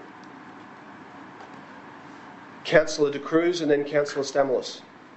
Can you, through you to the relevant officer, if you can just explain the zonings, the R1 and the RE2, is that part of the RE2, is that rezoning? Yeah, if you can just explain the difference between the two.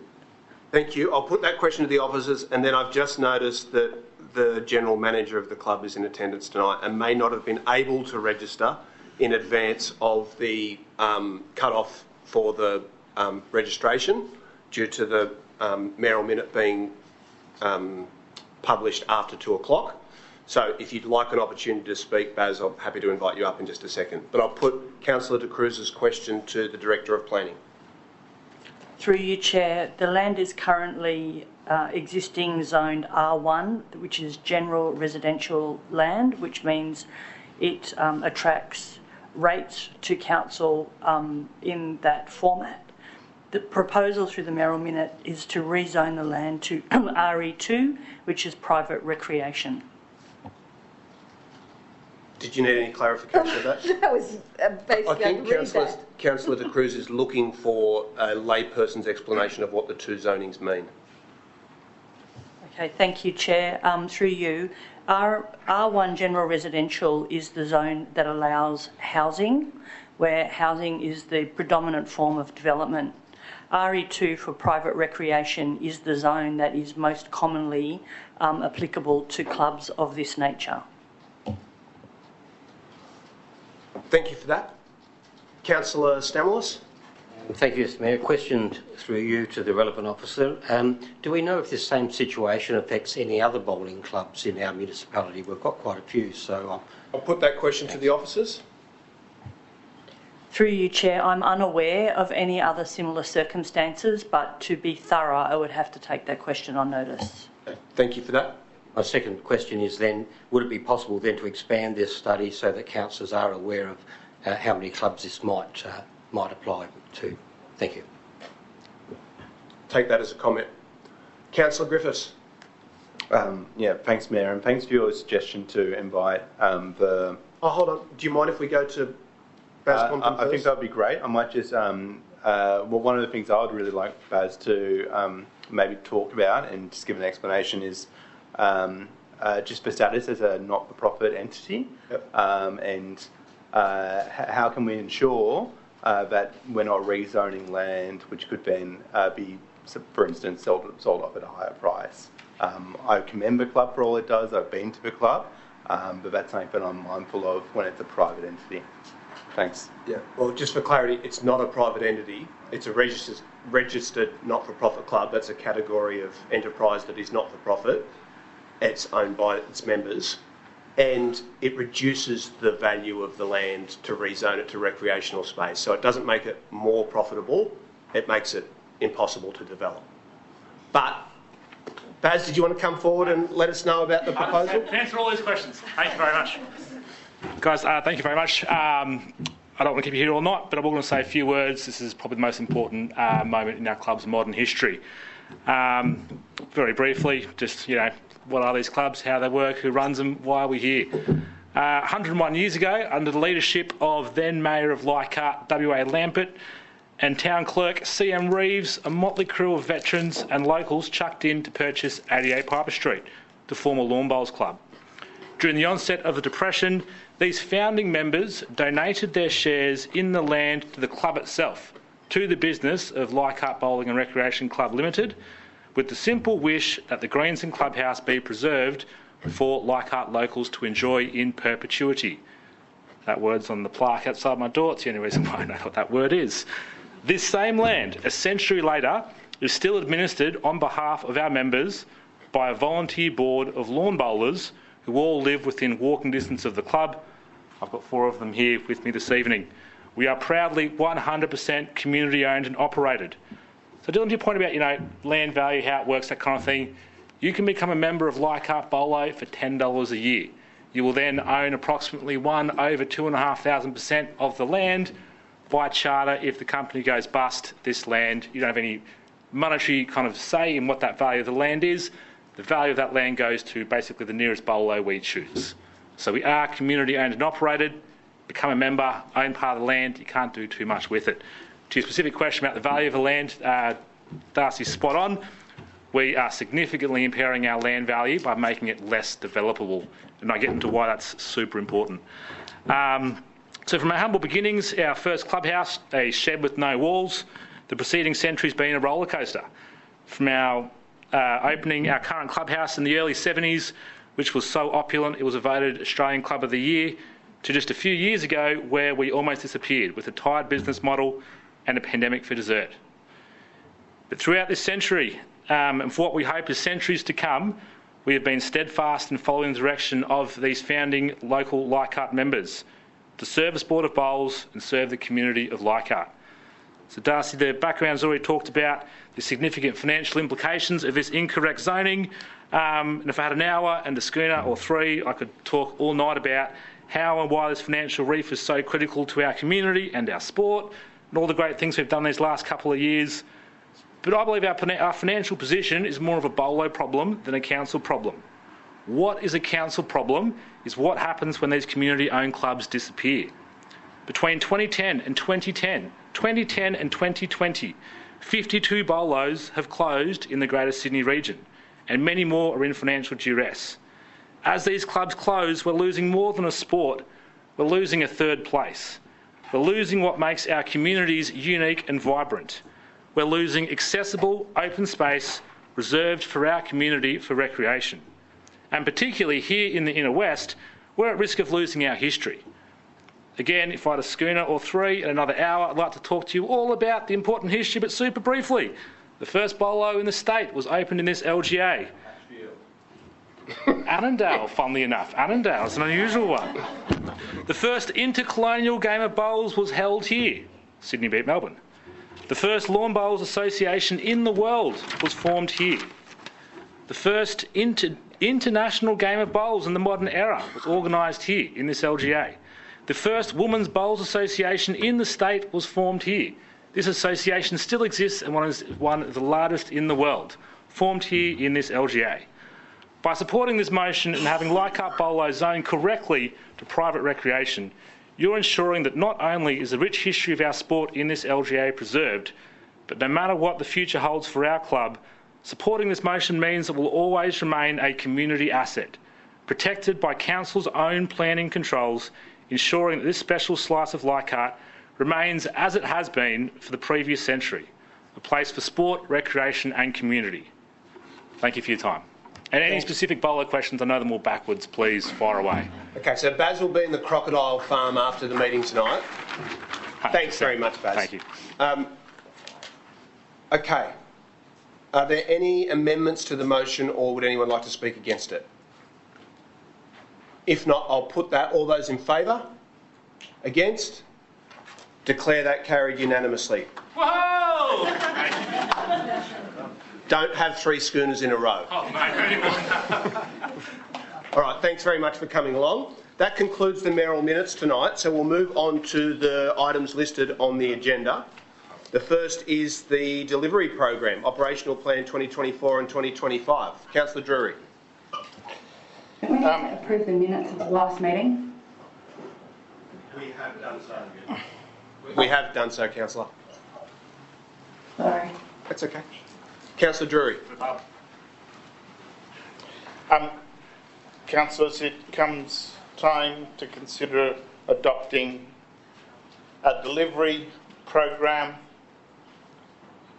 our fees and charges, and our budget and our long-term financial plan.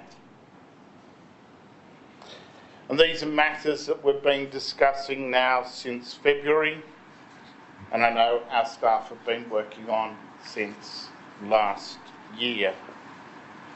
I would like to thank once again for their tireless work in relation to these matters, both Prue and Chris, who are great public servants and great employees of the Inner West Council. Thank you, Chris. Thank you, Prue. I know that they've worked with the directors, and I know they give some directors a harder time than others, and that's right, to get us to where we are today. I'm pleased to see that we've got updated service standards and KPIs in this document, which I think is a step forward. So we've had councillor workshops, we've had briefings, we've been through these details. I know councillors have asked a number of questions of staff as we've gone through this process, and it's gone out on public exhibition. It pleases me that the public do interact with this in interesting ways, and I think the people who are frustrated about not being able to play sport for the last couple of weeks because it's wet really got in there and made a lot of comments about all-weather services in Centenary Park. May I seek someone to give me 2 minutes? I move an extension of 2 minutes. Seconded by Councillor D'Arienzo. All those in favour? Against? Declare that carried. Please proceed. So I'd just like to be really clear that this budget and the long-term financial plan shows that we are in a very strong financial position. I'm bemused when I hear otherwise. It is unequivocal, it is in the books, it is in the papers that we are in a strong financial position. Yes, we've got a small deficit this year, but we've got a long-term financial plan to get us out of that. And the deficit is a small fraction of the $293 million that we plan to spend in the new year and ongoing, as well as our capital projects. What I'm most proud of is that we're putting aside a significant amount of money to upgrade our assets. We've really put a lot of effort in putting money aside and focusing our capital program on upgrading, modernising, making more accessible our valuable assets. I'm really pleased, I'm personally very pleased that what we're doing is starting some new things like the Aboriginal Community Hub. It's so important, I think, for the community going forward, particularly in light of what happened with the referendum. But really what we are doing is putting money into record amounts of money into footpaths, roads, stormwater, and the key things that councils should do. And I note that we're doing this without jacking up the overall rate basis. This is a significant achievement. I commend these documents to all councillors.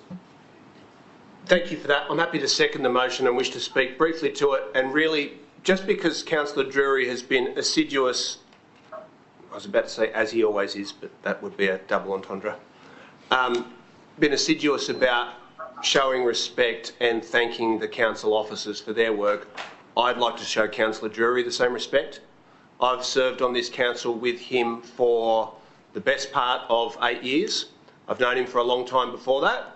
He is the person who is singularly responsible for the excellent financial position that this council is in. And there's a whole series of really important infrastructure projects that would never have happened if it weren't for the discipline and the professionalism that he brings to his role. Not everybody on this body or on any council that I've ever seen is necessarily interested in managing the money well and the infrastructure program, but it's so important. It's the most important thing we do. And Councillor Drury, as everyone knows, is finishing up on council after a very long service and dedicated service to the people of Ashfield and to the people of the Inner West. And we will miss him because regardless of what happens with the upcoming election, you need people like Mark Drury on the council to make sure that the public's money is looked after and that the community interest is served and that the big important projects actually get delivered. So, Mark, I want to say on behalf of all of your colleagues that you've served with over the years, thank you very much for your dedication and commitment. Okay, further discussion of the budget. Councillor De Cruz. Oh, sorry. Councillor, I'll come back to the Deputy Mayor momentarily. Councillor De Cruz. Yeah, I've had a look. I mean, yes, ditto with Councillor Drury about all the work. It is a substantial document. I only read it online, but I understand it fills a whole volume of the agenda. But I have two amendments, and they're based on reading the submissions from the council officers and consulting with the submissions from the community and consulting with the council officers. So the first amendment is actually in relation to submission 2, which is about scorecards. And what I actually think they meant was something about the KPIs, but it was actually the difficulty finding the KPIs and actually finding out how we're performing against the KPIs. And so I would like to move the amendment that we actually produce a dashboard where we can monitor how well we're doing against our KPIs and adjust our budget to allocate more resources if a project is falling behind or need improvement, and not rely just on community up in arms, as I think has happened with the DAs. So I'll just send Catherine this amendment, and hopefully I will get the support of councillors on this. Both of them if we Okay, thank you. Adopt them and move on. They're incorporated. Excellent. Okay. Councillor Griffiths. The Deputy I'll Mayor. send you that. Thank you, Chair. I also have amendments which I've provided to the minute taker. Both points of this amendment relate to later agenda items which we will discuss, but I'll do my best to outline them now. I'll just wait for them to be displayed. Thank you. So the first point, I would move that $200,000 be allocated from the budget to an Inner West Tourism Fund to fund action items identified and developed through the Inner West Tourism Action Plan to support local economic growth and enhanced vibrancy and amenity. Councillors who have read the report at item 3 from the Inner West Brewers Forum will know that the development of an Inner West Tourism Action Plan was a key ask that came out from attendees of that forum and from members of the Inner West Brewers Association. And I think it's a wholeheartedly reasonable request that we have a coordinated and strategic approach to driving foot traffic and holding events and promoting the Inner West to everyone who doesn't live in the Inner West, and even those who do. We've already heard tonight just how much we have on offer to attract people. Of course, our breweries are a key part of that. The Inner West Ale Trail is a really special and unique attraction that we have here in the Inner West, but the benefits from such an approach to tourism and visitation will obviously have flow-on effects for a whole host of other businesses across the Inner West as well. And I'm really keen to ensure that that action plan isn't just words on a page, but that we actually have some guts behind it to make sure that we can fund and implement the initiatives that come out of it. So I think 200k is a reasonable point to get us started on that. And point 2 is in relation to item 7, the ending period poverty trial, and I would just move that this successful trial be expanded to other locations in the Inner West, including the Pride Centre, St Peter's Library, Fanny Durack Aquatic Centre and Dawn Fraser Baths. Thank you. Accept both. Those have been accepted. Thanks very much, Deputy Mayor. I'll go back to Councillor Griffiths. Through you, Mayor, just to the Director of Infrastructure. Is the lighting the lighting works to the skate park at Jack Shanahan Reserve, are they in the delivery plan? There was a previous nom on the subject. I'll put that question to the council officers. Through you, Chair, I'll need to take that on notice. Okay, thank you for that. Councillor Griffiths? No, Councillor Stamoulis? Thank you, Mr Mayor. Yes, I'd like to thank the staff also for putting this together, because it's a very solid document, and I think you're the ones that are fully responsible for the quality of the document that comes forward. Most important to me is that during this particular term of Inner West Council, this second term, I don't think since 2008 when I was first elected, I've ever seen costs increase at such a pace, and there's a lot of factors contributing to that. But this is the council that's probably delivered the biggest cost of living increase in terms of rates, fees and charges that I think I've witnessed since 2008.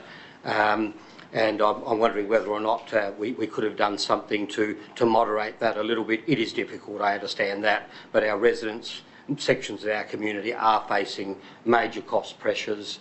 This budget hasn't really addressed that very well. Similarly, last year, which was even additional increases on top of this, didn't do that very well. We may have opportunity to look at that, in a new council. It might provide us with the impetus and incentive to do that.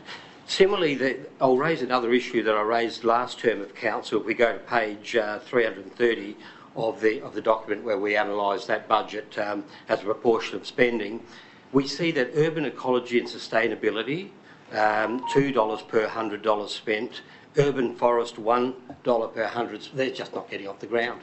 There's no take-off on those at all, and councillors those who look at detail in this know that we're now spending less in terms of environment than what we did in 2014-15. So there's been a significant reduction there in environmental spending, and these two indicators highlight that clearly, and I think we really need to focus on getting a bit of take-off there on our sustainability and environmental programs.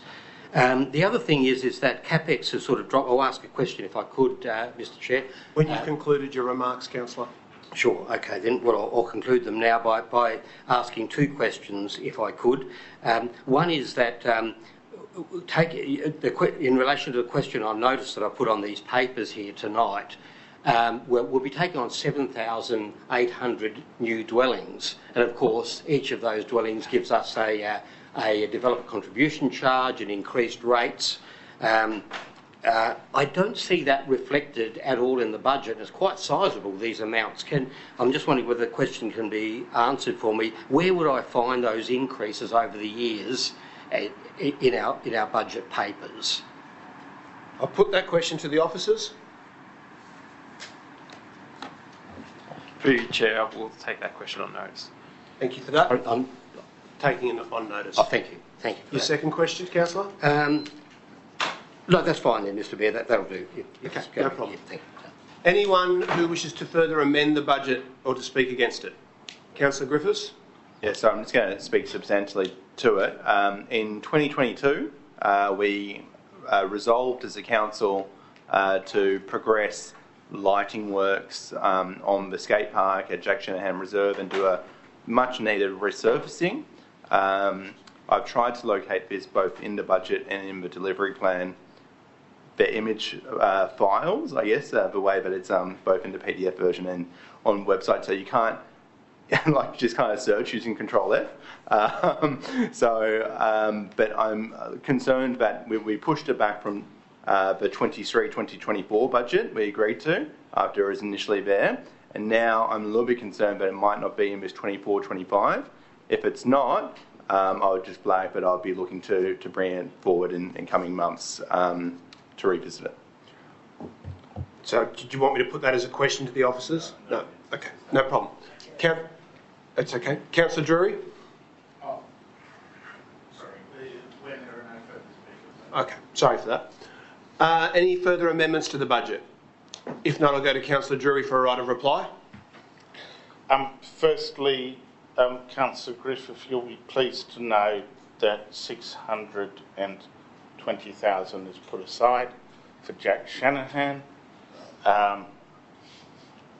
Reserve lighting upgrade, which I think is important, and will form an important part of the Greenway and more people going past there, and I think really enliven that area, which is terrific.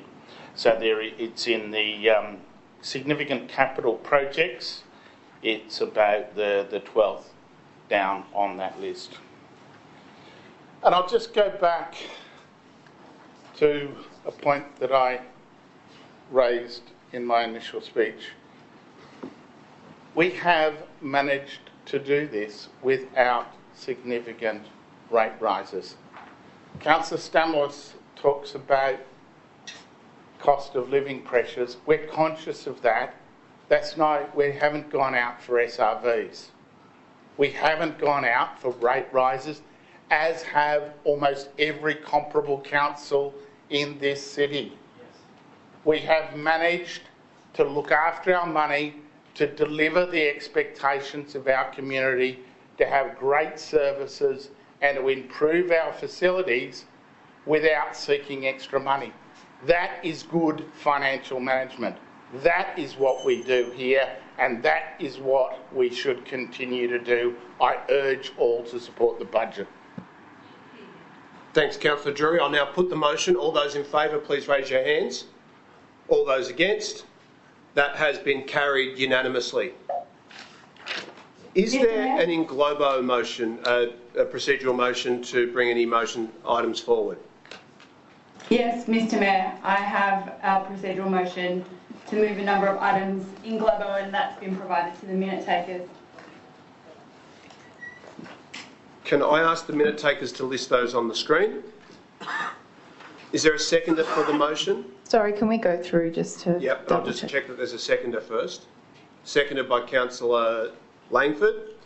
Okay, as everyone's aware, we'll run through these. If any councillor objects to them being dealt with on block, they'll be removed. I'll ask councillors, we've got quite an impressive list here. I remember a few meetings where there was only 1 or 2 items that we were moving on block. This is quite a long list, which shows the level of cooperation that we've got. But I'll ask councillors to show some. I'd like to thank Councillor Atkins for her cooperation in developing this list. Excellent. Good to see that cross-party cooperation. I'll ask councillors from those parties in particular to be disciplined about not putting things back in. Item 6, Cullen Park Tidal Bards. Sorry, can I please remove that one? I promise I'm finished there. Okay. Item 8, Local Traffic Committee. Item 9, Local Government Remuneration Tribunal. Item 11, Investment Report. Item 12, Investment Report. That's removed by Councillor Stamlis. Item 17, Climate Change Risk Assessment, removed by Councillor De Cruz. Item 19, Update on Draft Sponsorship Policy. Item 20... I did indicate this was a possible exclusion, so I'd like that out, please. This list's getting pretty short. Item 20, Reconciliation Plan Update. Item 23, Improving and Connecting the Cooks River Walking and Cycling Trails. Item 25, Unwins Bridge Road. Item 26, Campbell Street Pedestrian Crossing. Item 28, Westpac Marrickville. Item 29, Cleaning Up Our Laneways. Item 30, Ashfield Public School. Item 31, Sydney Gay and Lesbian Choir. Item 32, Safer Walking Around Mackie Park to Tempe Station. Item 33, Leichhardt Hotel Sites, Balmain Road and Norton Street. Item 39, Mood Tea Procurement. Item 41, Mackie Park Sporting Ground upgrade construction tender, and item 42, Tempe Reserve Alexandria Canal amenities. Oh, well, that's still pretty good. I'll put that. All those in favour? Against? I declare that carried. It's 8:30. Do we want to have a brief adjournment now? Can we adjourn for 10 minutes? Can you do item 6? We'll only be adjourning for 5 minutes just so they can get a cup of tea. We move quicker after that if we have a short break. You're welcome to watch it at home on TV as well. Okay, so I'll move an adjournment of 10 minutes, seconded by the Deputy Mayor. All those in favour? Against? Declare that carried. We'll be back here at 8:47.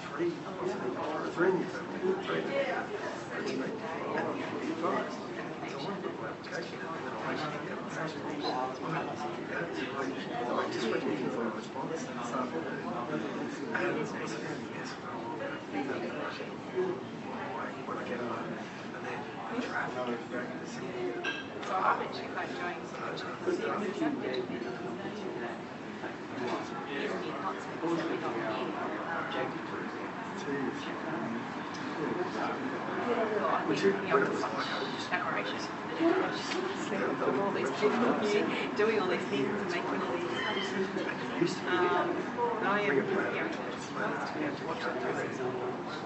I understand why.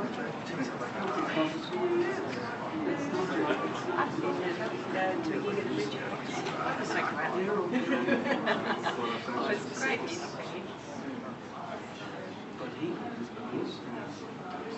Alan, what do you think?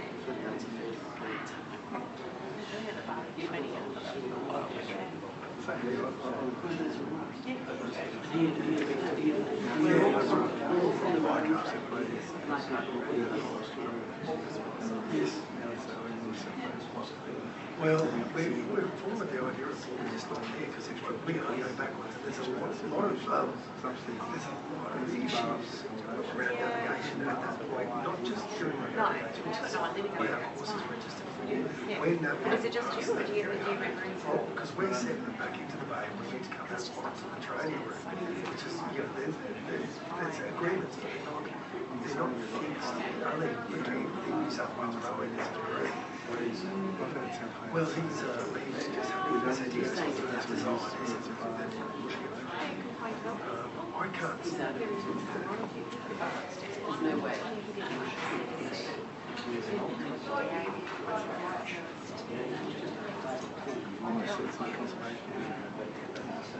It is, but if you're working Yes. I can't disrupt the standards. And therefore, I didn't mention that we haven't seen the water quality because in the community there's a state register, so if you go to our website, you can look up the heritage direct to the state website in this and we bring up those but it's also the water column is filled with particulate. Not just salmon days like this, I used to make but it's for 2 weeks. It's not 2 days. They said 2 days. That's not the case. It's not for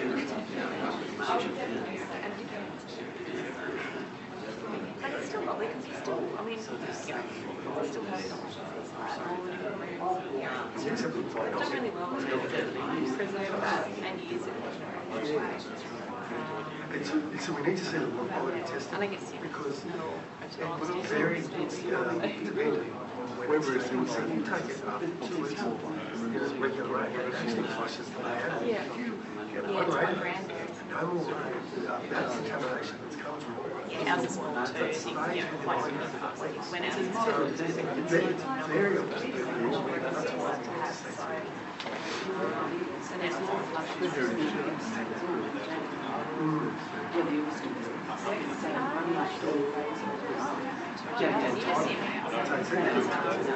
but as long as you don't change there, and you can just whether anyone will or not, you can afford to build anything these days.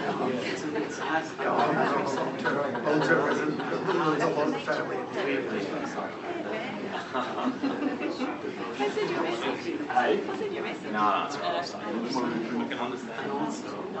I think a lot of people made interest in it. A lot of people made interest in it. I can understand it's going scientists. If you go down there,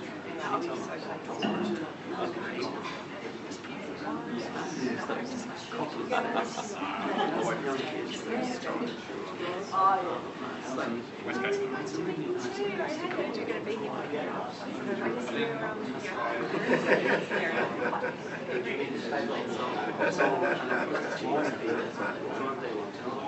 Yeah, look, well, I mean, we're in factory style, but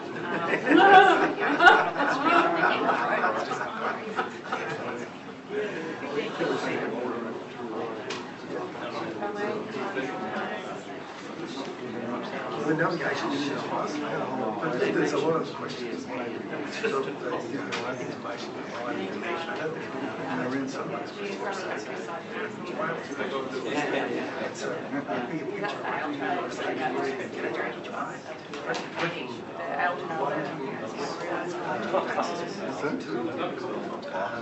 Create another.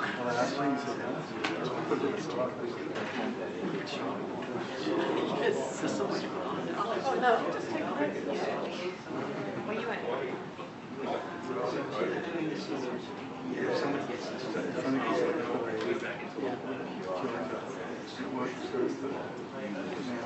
Yeah, well, I think trust is something I don't understand. There isn't justification for why it can't be in other locations, particularly with the nature reports set out to deep water.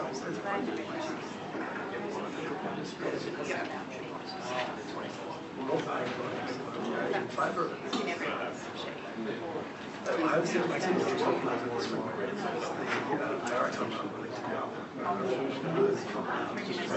There's so short on existing birds for the same time. Deleted. So I understand that there are only a few people who are to affect It's literally thousands.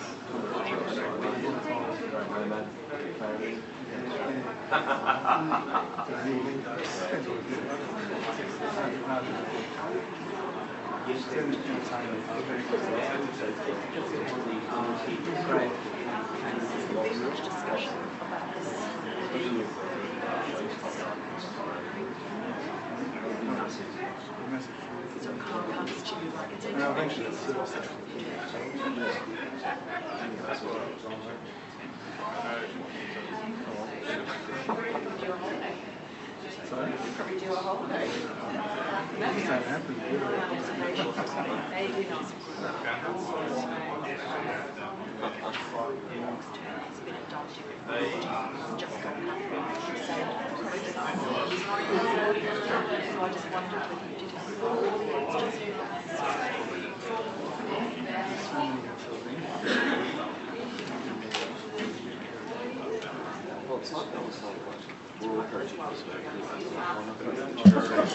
All right. We'll recommence the meeting. I'll ask the councillors to take their seats. Mr. Mayor.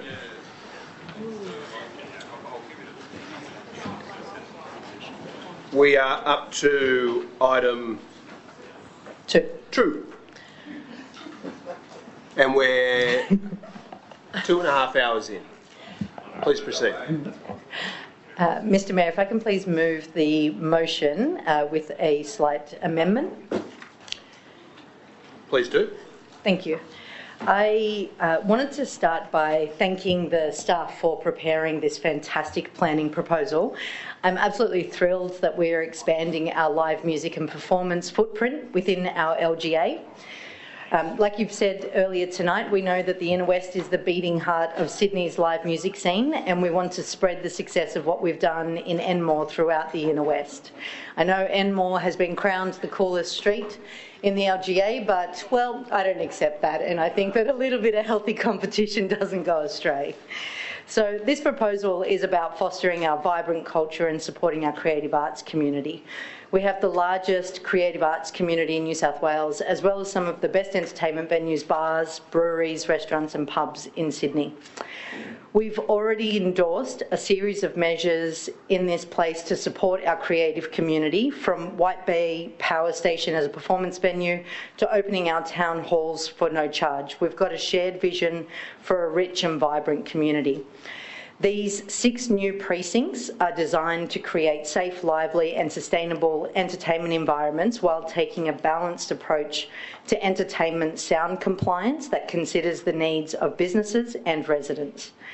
The recent early community engagement demonstrated a high level of support for the new precincts, with 5 out of 6 areas receiving overwhelming support of at least 70% in support.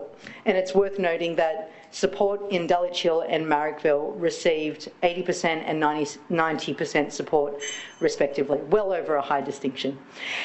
Key incentives in these proposals include an additional hour of trade, outdoor dining, which is permitted until 11 p.m, improved management of noise complaints, and a requirement for new developments, including residential developments, to be soundproofed. My slight amendment here is in line with one of the considerations raised at the local planning panel, that council work on an expression of interest process for other interested venues that are appropriately located to be included as a special entertainment Move an extension of time of 1 minute, seconded by the Deputy Mayor. All those in favour, against, declare that carried. So let's use this as an opportunity to support our local creatives, to support our local businesses and to support our local thriving and vibrant community. Chair, I'll second this. Yes. And all I'll say is bring on the competition. That's really it? Nice. Very succinct. Healthy competition. That's good. Okay, is there anyone who wishes to oppose the motion or to amend it? If not, I'll put that. All those in favour? Against? Declare that carried. Mayor, I would like to move item 3. Yes, Deputy Mayor. Thank you, with amendments that have been provided. Firstly, thank you to yourself, Mayor, for initially moving that Council should convene the Inner West Brewers Forum in response to some of the significant challenges that we know the sector is facing. Also, thank you to the Inner West Brewers Association for co-hosting the forum with us, and to Richard and the team at Young Henry's for hosting us at their premises in Newtown. This was a really important event to hold. We brought more than a dozen representatives from breweries and distilleries across the Inner West to come together to speak to some of the challenges that their sector is facing and what role council can play in supporting them. As we all know, the Inner West is home to more craft breweries than anywhere else in the country. It's why we proudly carry the mantle of the craft beer capital of Australia. And it's a key sector to not just our local economy, but also to our cultural life and I think the vibe and identity that we carry as the Inner West and as Inner Westies. And it has also a flow-on effect of supporting live music. Plenty of our breweries host live music events every weekend or very regularly. They're fantastic places to go to enjoy that alongside the fantastic hospitality and the craft beer. And as a council, it's absolutely something that we need to be supporting. But we know from the forum that there are significant challenges that the sector is facing, particularly around visitation, particularly around cost of living, and we know that in a cost of living crisis, as people have less disposable income to spend, they're less likely to go and choose a slightly pricier craft beer and more likely to go and find whatever six-pack is on special at Dan Murphy's. And so, as many people are doing it tough at this time, our local breweries are no exception. So this forum was the first step in a process to coming together and discussing what we can do, what concrete actions we can take, and out of that we've got a really strong plan to get us started. So the amendments that I've moved, as I flagged earlier, that council, sorry, I just request an extra minute. Move an extension of time of 1 minute, seconded by Councillor D'Arienzo. All those in favour, against, declare that carried. Thank you. Commence development of an Inner West Tourism Action Plan to help guide and support local economic growth, enhance vibrancy and amenity, with a draft of that plan to be presented to council by the end of the year. That this plan should be developed through engagement with local residents, business chambers and industry associations, which would include the Inner West Brewers Association as well as the Inner West Creative Network. That the plan include a specific focus on the Inner West Ale Trail, both the existing and the proposed or just endorsed special entertainment precincts that we're looking to develop. Opportunities to identify breweries as standalone venues under the SCPs as well, which is another specific ask that they had, as well as opportunities to support live music and cultural events as well. And as I spoke to earlier, as part of the plan, that $200,000 be allocated to the Inner West Tourism Fund to ensure that we can actually get some real action and implementation through that plan, and also that we receive a bi-monthly report on progress, because there were a lot of actions outlined in that report which were really, really good. And I think time is of the essence here, and I want to make sure that we're taking real action on them. Thank you. Thank you very much for that. Councillor Scott? Councillor Howard? I waive my right to speak. Okay, thank you. You'll second the motion. Is there anyone who wishes to oppose the motion or to amend it? Councillor De Cruz? I'm just stating I oppose it. Okay, thank you for that. There's no further discussion. I'll put the motion. All those in favour? Against? Declare that carried, with Councillor De Cruz against. That has been carried. Mayor? Oh, okay. Councillor Stamoulis. I'll note that Councillor Stamoulis abstained, I think. No, exactly. But you walked out and then walked back in. Yeah. Okay. It's always good as a public representative to just make your view transparent and clear on the record rather than walking out of the room. Mayor? I'll call the meeting to order. Okay. This running commentary that John speaks of is obviously still going on, so thank you for continuing to have a commentary about everything that everyone Point of else order, does. Councillor Shetty is interjecting. And how many times do you go out of the room, Mr Mayor, during a meeting? And for how long?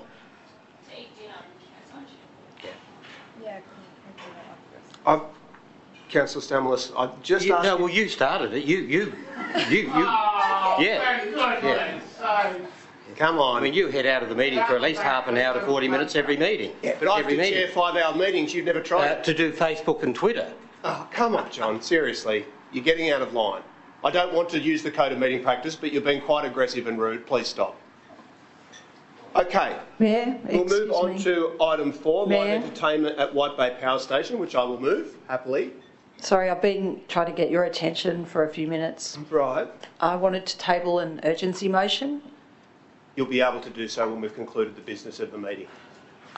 Isn't that, I think, I don't know, through governance, but my understanding, the information I was given was that I could table it at any time.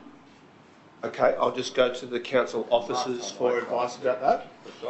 An urgency motion is treated by a procedural motion, and as such it can be asked to be accepted and put on the table at any point of the meeting, but it isn't considered, and if accepted it isn't considered until the end of the meeting. So we could consider now whether it should be treated urgently, but we couldn't consider the substantive motion until the conclusion of the rest of the business. Correct, unless council moves a procedural motion to change the order of business.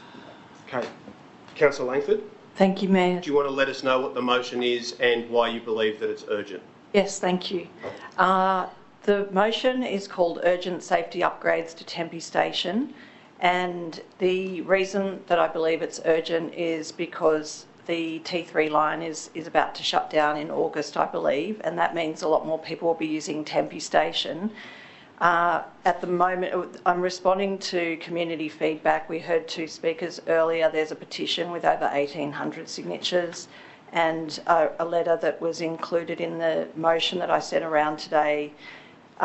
Basically, there are safety concerns, and members of the community are very concerned that those be addressed as soon as possible. It's great that we have item 32, safer walking around Mackey Park to Tempe Station, but this motion is different because it talks about Tempe Station itself. Can I ask the minute takers to display the motion on the screen, please? No, I'd like to see the substantive motion, otherwise it's impossible to determine whether it's urgent. Sorry, Councillor Langford, to interrupt. I just want to make sure everyone could see it while you're speaking to it.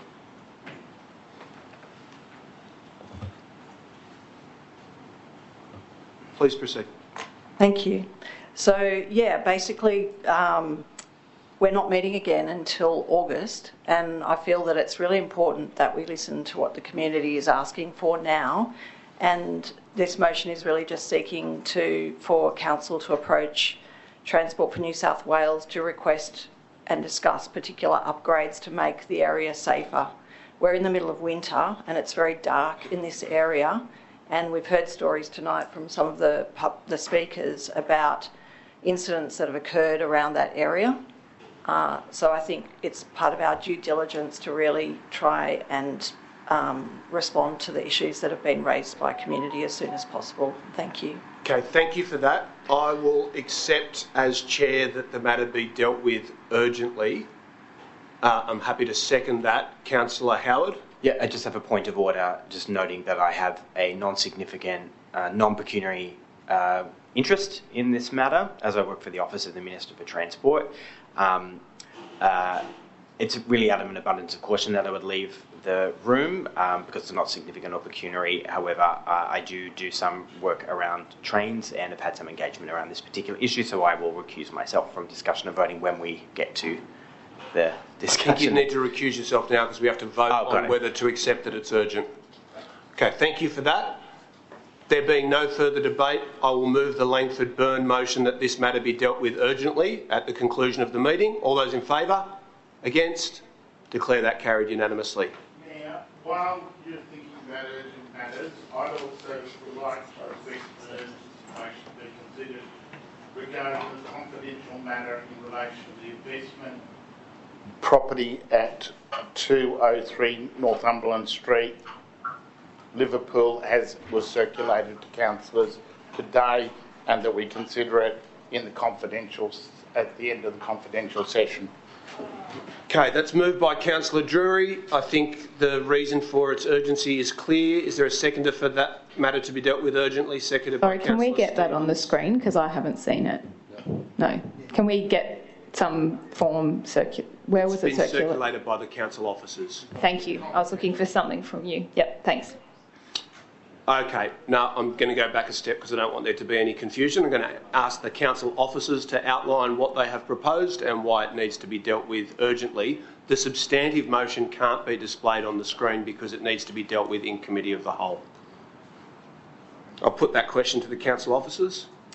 The matter needs to be dealt with urgently due to the commerciality and the opportunity that is presented to council, and the fact that if we wait until the August meeting, we may lose the opportunity. Councillor Shetty, I've just asked the officers to address the question that you've raised. I'm just trying to find it. Okay, well, we'll just wait a moment. Can I ask the officers to confirm when the copy of the motion was circulated to councillors, please?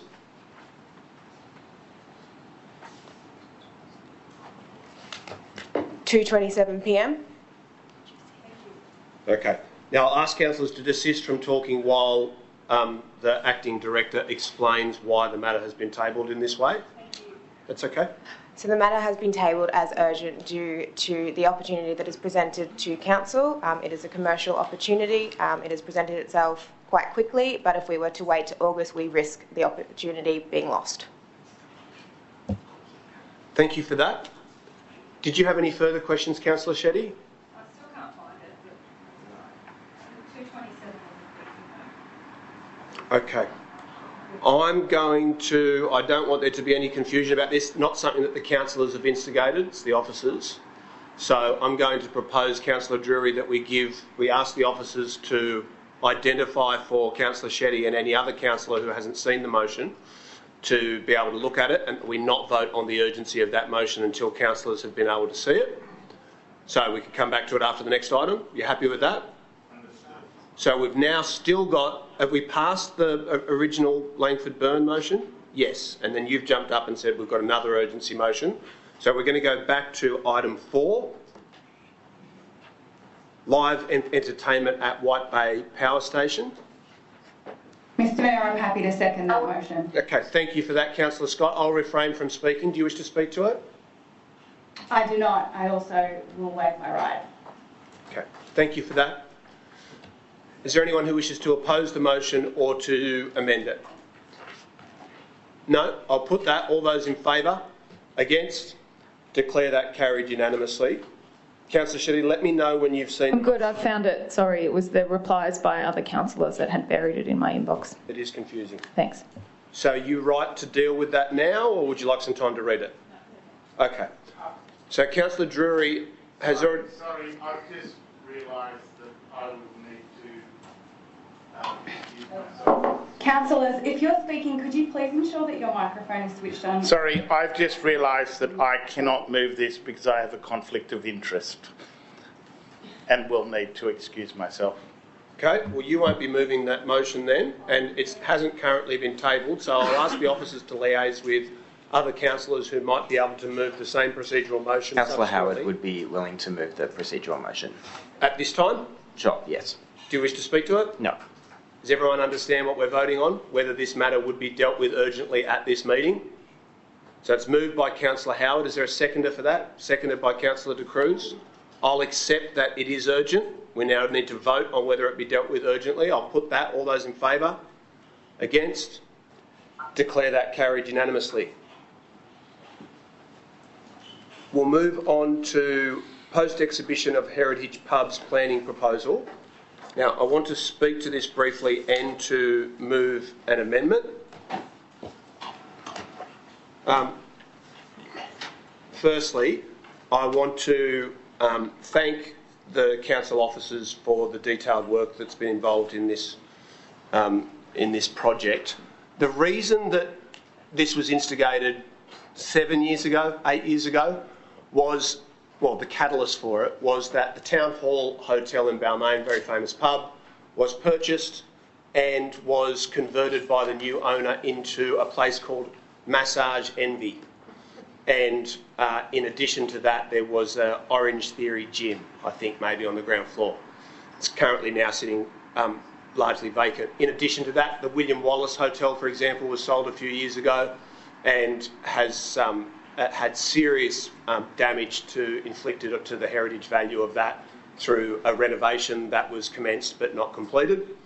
And there were other examples across the inner west of long-standing pubs that people were purchasing for a development opportunity, essentially, And so we started an investigation about how we could, in addition to heritage conservation zones, which, as has been identified, protect the facade, how we could actually protect the bar to ensure that it wasn't easy to just pick off a pub that's been a cultural institution for a century or more and decide that you want to convert it to flats or something else. It's been a very long process. I'm very glad to see it coming to the conclusion.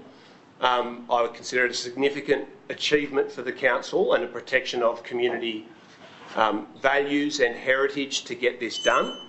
But in listening to the contributions that have been made from various speakers tonight, I think it is also clear that where there is not an original interior or bar, that it makes sense that there is not an additional heritage protection that can be put in place on something that is not in itself a heritage item. And I think the points that have been made, and I might need an extension of time here, but that's good timing. You learn a thing or two in the chair, John. Extension of time moved by Councillor D'Arienzo, seconded by Councillor Stevens. All those in favour? Against? Declare that carried. I think the legitimate concern of hoteliers and hotels that they don't want to see the costs of basic maintenance and repairs and upgrades going up because of an increased bureaucratic process, that's a fair enough consideration. And so I want to propose that Council adopt, in addition to points 1 and 2, so that we do authorise the General Manager to finalise the planning proposal, that Council not include the Millstone Hotel in Leichhardt, the Bridge Hotel in Rozelle, Kelly's on King Hotel in Newtown, that those items all be deleted from the plan.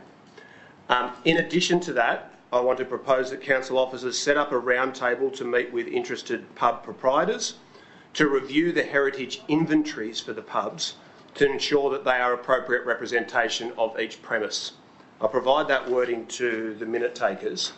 And essentially there, what I'm trying to achieve is that the heritage inventory lists all the different parts of the property. For example, the car park should not be listed on the heritage inventory. You might want to do an upgrade to a car park and you shouldn't be encumbered by heritage there. So that's come about through consultation with the Hotels Association, who met with council on behalf of some of the pubs in attendance here tonight. So I will table that amendment to the minute takers. Sorry, I should have given it to you earlier. And I will move the resolution. Is there a seconder for that? Councillor D'Arienzo, do you wish to speak to it? Councillor D'Arienzo will refrain from speaking.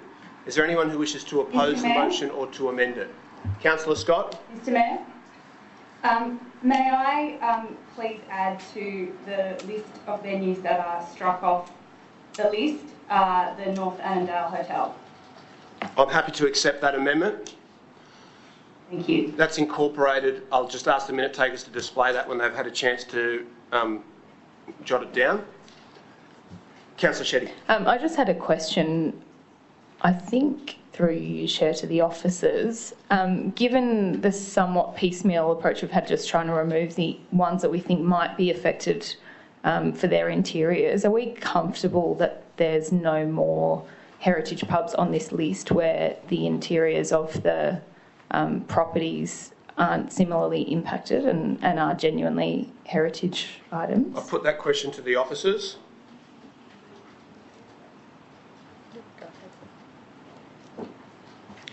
Through you, Mr Mayor, we have had specialist heritage consultants review each of the pubs, and their position remains on the remaining heritage pubs that we are proposing as officers.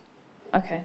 I guess I'm just flagging my concern about us moving to approve the internal element of this for pubs that are still on that list, given that there is some discrepancy between what the consultants have come back with and what we're hearing anecdotally from the publicans.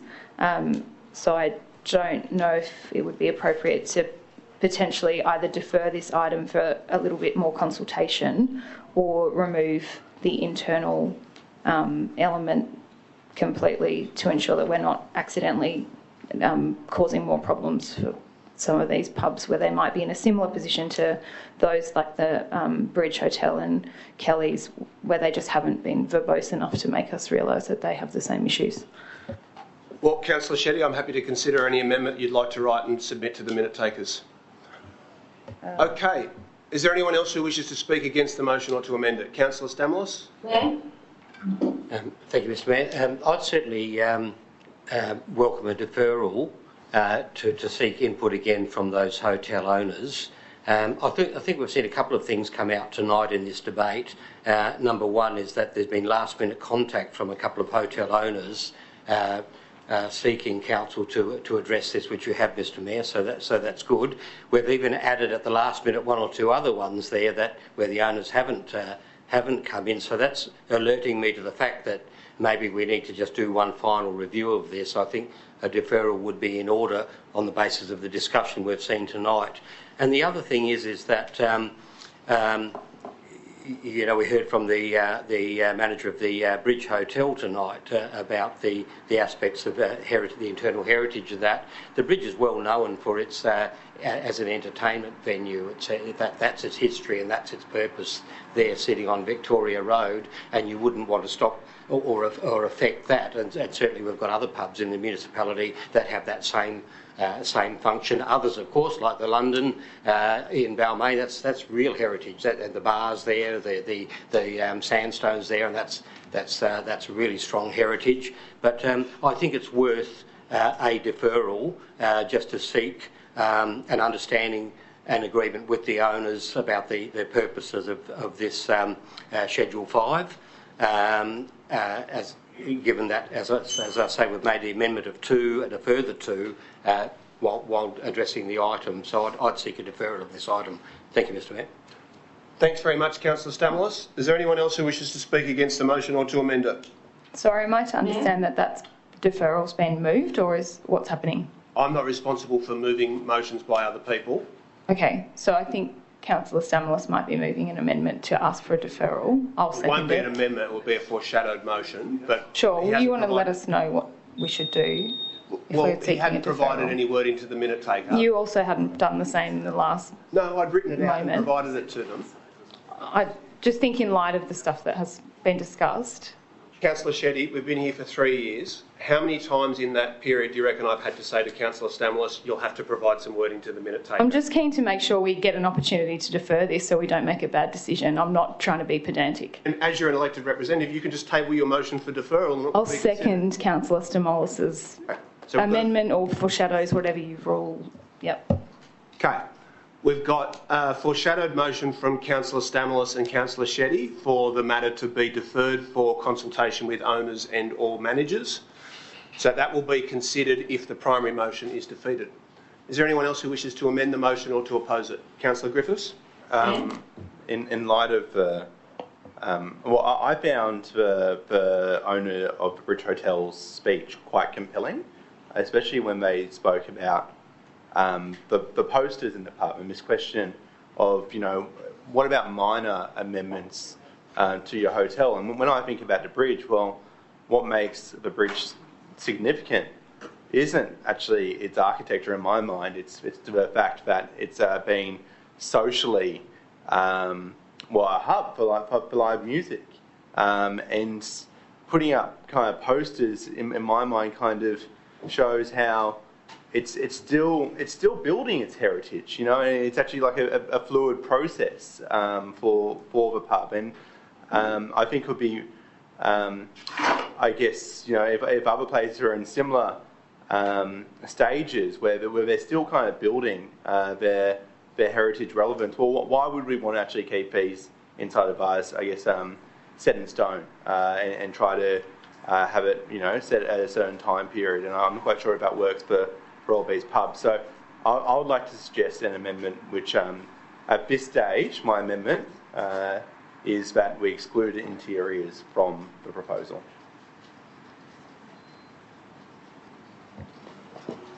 Can I ask you to provide that wording to the minute taker?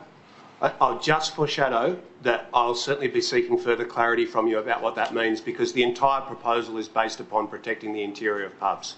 So the substance of the policy doesn't exist anymore if you exclude all interiors. I'll let you think about it, and I'll pose that to you as a question once you've provided the wording to the minute taker. Councillor De Cruz? Actually, I was actually going to ask a question to the officers through you about why interiors are specifically protected. Well, why we're seeking to protect the interiors of pubs, which are not quite, well, the ones which I looked at weren't quite outstanding enough to warrant it. I mean, the Annandale Hotel's pretty seedy. I'm sorry, was that a speech or a question? It was a question to the officers through you. Can I ask you to clarify the question, please? The question is why are we trying to protect the interiors, and are we going to achieve what our objectives in protecting the interiors? Okay, I'll put that question to the officers.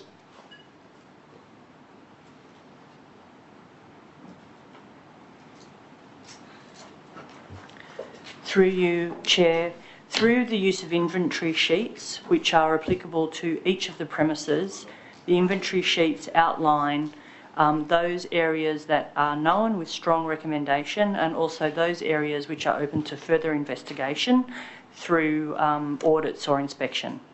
Where it is known that pubs have intact elements, then those elements are listed on the inventory sheet, seeking to protect the heritage value of those particular premises. The inventory sheets are specific and particular to each of the pubs to ensure that that they are as true as we are able to make them at the time that the heritage consultant conducts their inspection. Not in every instance was the consultant able to gain full and complete access to each of the premises, which is why opportunity to amend or correct or further audit those inventory sheets would be welcomed. Thank you for that.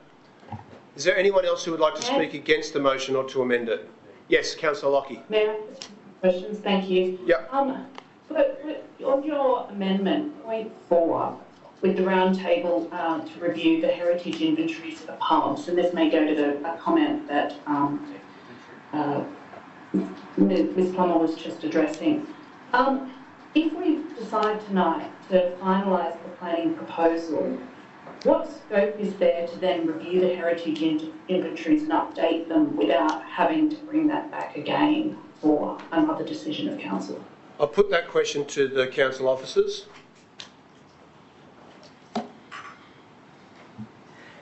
The heritage sheets form an important strategic framework to support the planning proposal, but it is not necessary for them to be returned to council for a formal endorsement.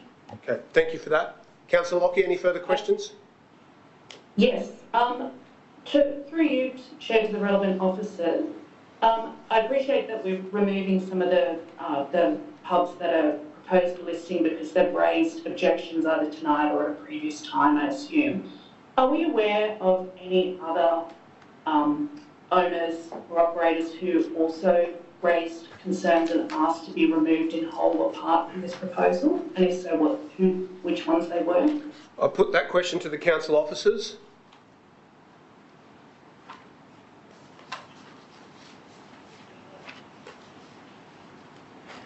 Through you, Chair, the engagement report, which is attached to the planning proposal, lists that there were 9 pubs that had provided written submissions.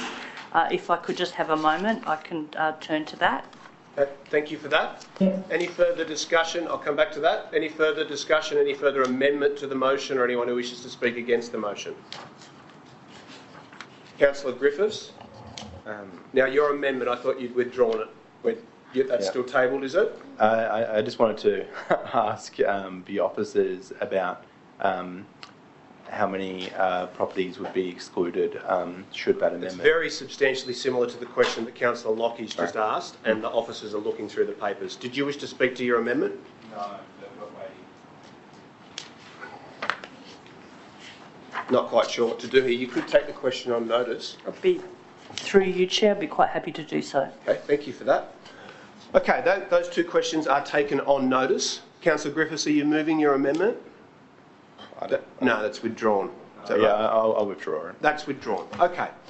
So, is there anyone else who wishes to speak against the motion or to amend it? If not, I might just add then, I do fully support the intent of this motion and have, I think, the whole way throughout this process.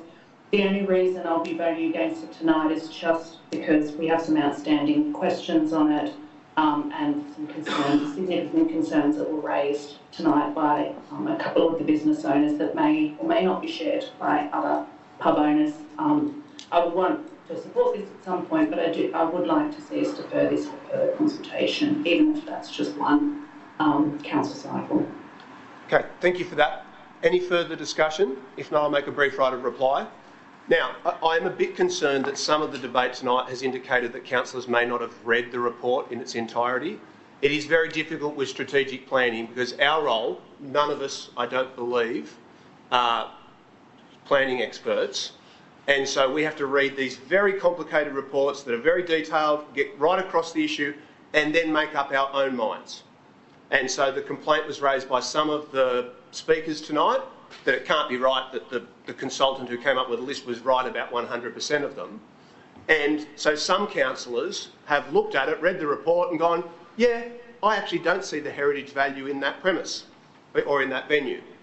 I am strongly against the idea that every single property owner, developer or hotelier who says that they don't want their pub heritage listed should be kowtowed to. And that seems to be where the direction of the debate is going, rather than councillors picking out particular venues that they don't think have heritage value and taking them off the list. A holus bolus argument that any hotelier or developer who says, no, I don't want heritage listing of my pub, that should be agreed to. That's completely wrong. Nobody suggested that, Mayor. That's completely wrong. I'll ask you to desist from interjecting. So I don't agree with that principle.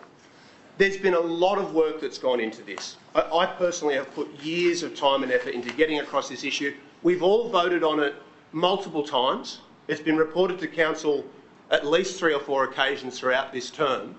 And a motion for deferral is a motion to say, in this term of council, we won't do it. That is nonsense. We want more information. Councillor Shetty, please desist from interjecting. But you're trying to put words in our mouth and it's incredibly frustrating. Shetty, I'm not referring to you. I'll ask you to desist from interjecting. You are in breach of the Code of Meeting Practice. I'll suspend the time on my remarks. This is a repeated tactic that you have used. It's not a repeated tactic. Councillor Shetty, we're asking for more information. If you've been working on it for 8 years, why can't you give us another 2 months so that we understand the implications? Councillor Shetty, I will warn you a second time. Please desist from interjecting. I'll remind you that councillors, including myself, are allowed to make political arguments on an item without being interjected upon by you because you disagree with their opinion. Okay.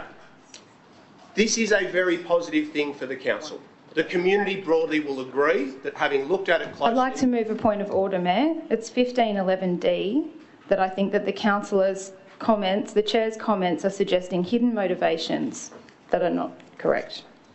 I don't agree that that has been a breach that I have made, and I'll ask you to desist from interjecting. I know that you've been warned twice in the course of the debate. I've made no reference to you, Councillor Shetty. If I could continue with my remarks without you interjecting for a 4th or 5th time, it would be greatly appreciated. Can you let me know when you've finished? Am I allowed to say that? No more interjections? For now. Okay. This is overwhelmingly a positive thing that the community will welcome, and a deferral tonight, pushing the matter off at least until August, but possibly beyond that for consultation to be undertaken, as a matter of fact, will result in this term of council not adopting these protections. So I don't agree to that. It may be that some councillors don't believe it's perfect, but I'd much rather get something that's in the public interest done than wait another few years to try and make sure that it satisfies everyone's idea of perfection.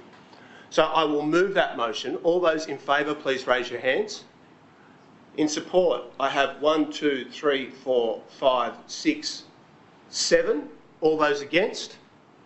Against, I have... Now, where's Councillor Griffiths gone?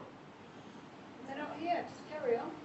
Okay, so it's hard to keep up sometimes with who's walking in and out of the chamber when the vote's on. 1, 2, 3, 4, 5, 6. That has been carried 7 votes to 6. Can someone let Councillor Griffiths know he can come back in? Okay, we'll move on to... And what an excellent result. Okay, we'll move on to the next item. which is Callan Park Tidal Baths, and I would like to move the officer's recommendation with an amendment.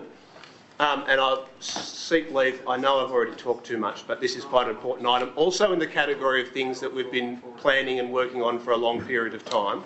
So I'd just like to take a few minutes to outline how we got up to this point.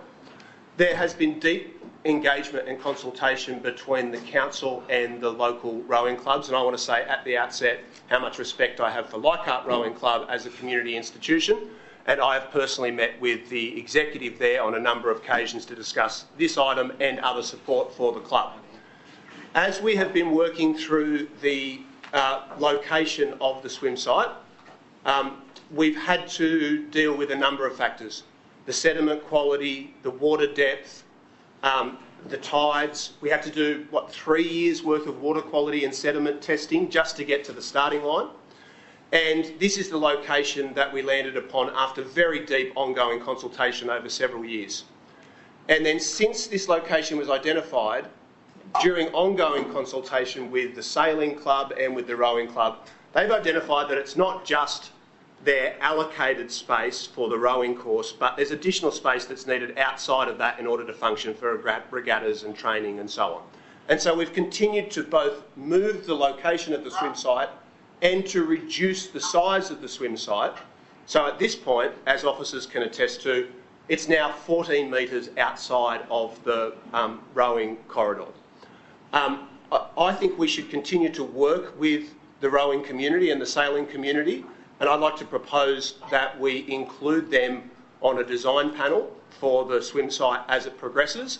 But I would request, with great respect, that those parties also meet us halfway and recognise that everybody owns this waterway. It's not a privatised waterway, and there will be members of the public who don't row but who will love the swim site. So we're trying to get the balance right. So I'd like to propose the officer's recommendation with the amendment, which I'll provide to in just a moment to the minute takers, but it's so quick to write, I hope Councillor Shetty won't get me in trouble, that we invite Rowing New South Wales and Leichhardt Rowing Club to participate in a design panel for the swim site. And I'll just jot that down and provide it to the minute takers. Is there a seconder for that motion? Seconded by Councillor Drury. Yes, Mr. Mayor. Councillor Scott, do you wish to speak to it? Just to say to the officers and to yourself to thank you for the work that you've been doing persistently since at least 2017 on getting this swim site up and running, and also to note that once we have a design that we can implement, there is also state government money that has been pledged to this project, $2 million by the Minister for the Environment towards making this a reality. And I personally cannot wait for a swim in the river off Callan Park. Thank you for that. Is there anyone who wishes to speak against the motion or to amend it? Could I ask a question, please? Yes, you can. Please proceed. Through you to the officers, I'm just a bit concerned about some of the accessibility issues that were raised. Obviously not of the design itself, but of actually getting access to the swim space. And the report does talk, I know, about a new accessible footpath connecting Waterfront Drive to the swim site, but there did seem to be a concern by some of the speakers. So I'd just like to know whether our access committee, working group, sorry, I can't remember which it's called, has been involved in any of this, and if not, then I might want to propose an amendment to ask that they be consulted. I'll put that question to the officers.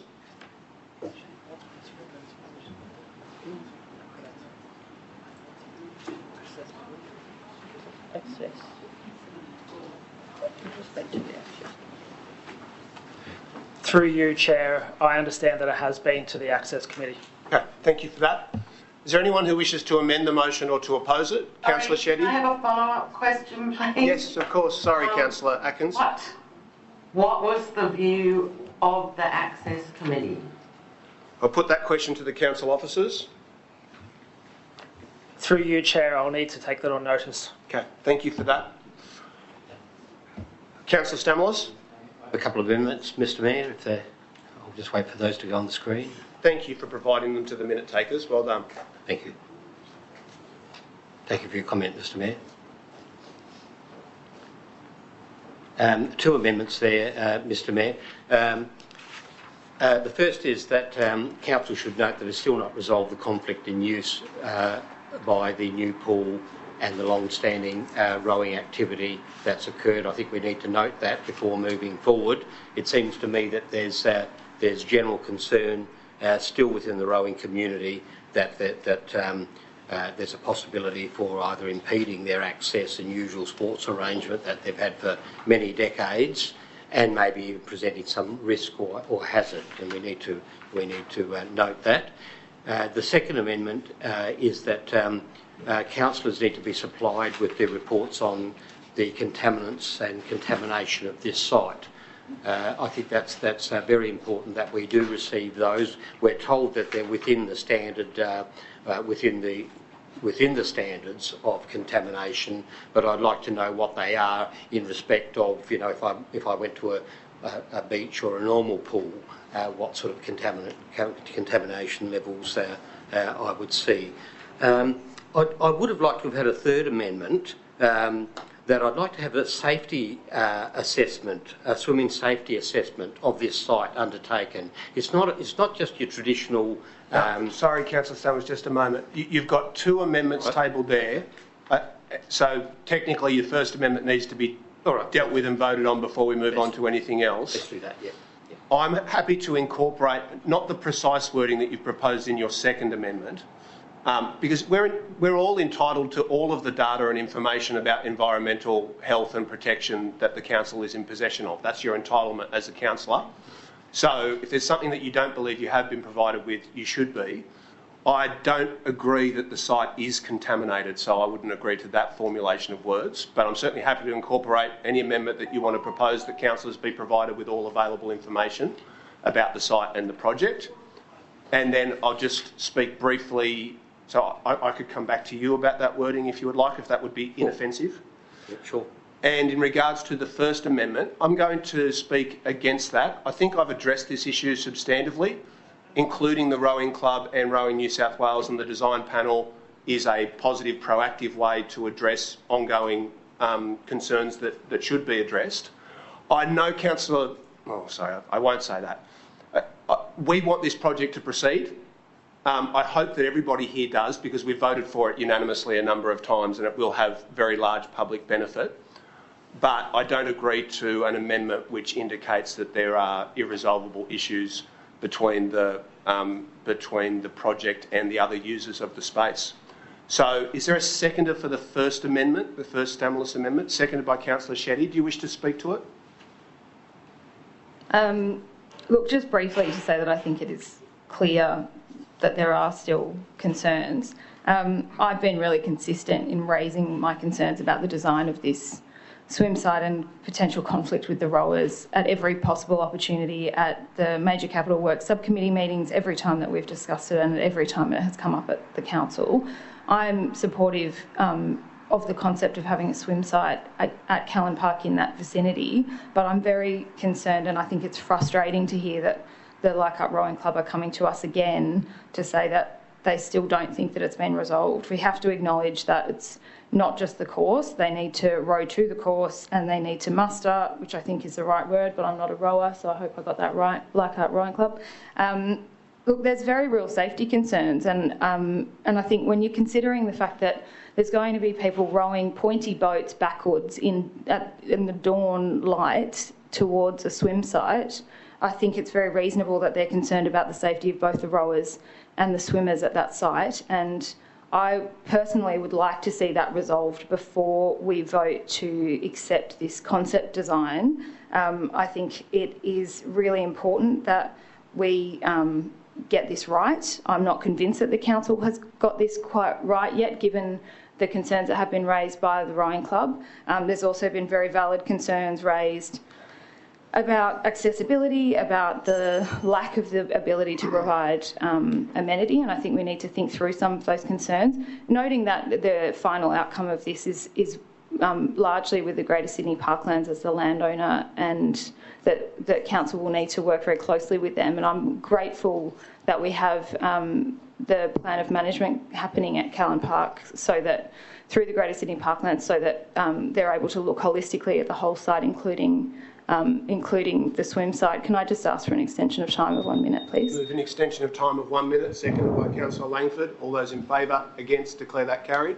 Thank you. Look, so I just think we need to be really clear here that we can support the ability for people to swim in this area, but that there are very valid concerns being raised by both the rowers and the swimming club, and I think it would be irresponsible of us as a council to just push it through because we want to see it done without resolving these issues in the first instance. And I think there are very important stakeholders here that are raising concerns that are resolvable but need some more work to be done before we push this through. I think ignoring them would not be the right way to do it. So I happily second this. I think we should actually be deferring it. I may still move another amendment to do so. I think there's some more work to be done here before we get to the next step. So, look, I'm just going to raise this for example. When you say that they were being ignored, were you referring to comments that I'd made? Because the motion says that we should include the Rowing Club and Rowing New South Wales. Look, I think that's positive that you want to include them on the design panel, but I think that we are... Should I move a point of order to say that I'm being misrepresented? If you like, go for it. I don't want to, because it's such a waste of time, but you see what I'm saying? Sure, I see what you're saying. You've done it throughout the term. It's not helpful. You do it very often, so I have to pull you up. Is there any further debate? Is there any further debate of the Stamoulis amendment? I'll ask that it be displayed on the screen. So we're voting on the Stamoulis-Shetty amendment that council noted is still not resolved, etc. Councillor Drury. I'd like us to go back to where this whole started.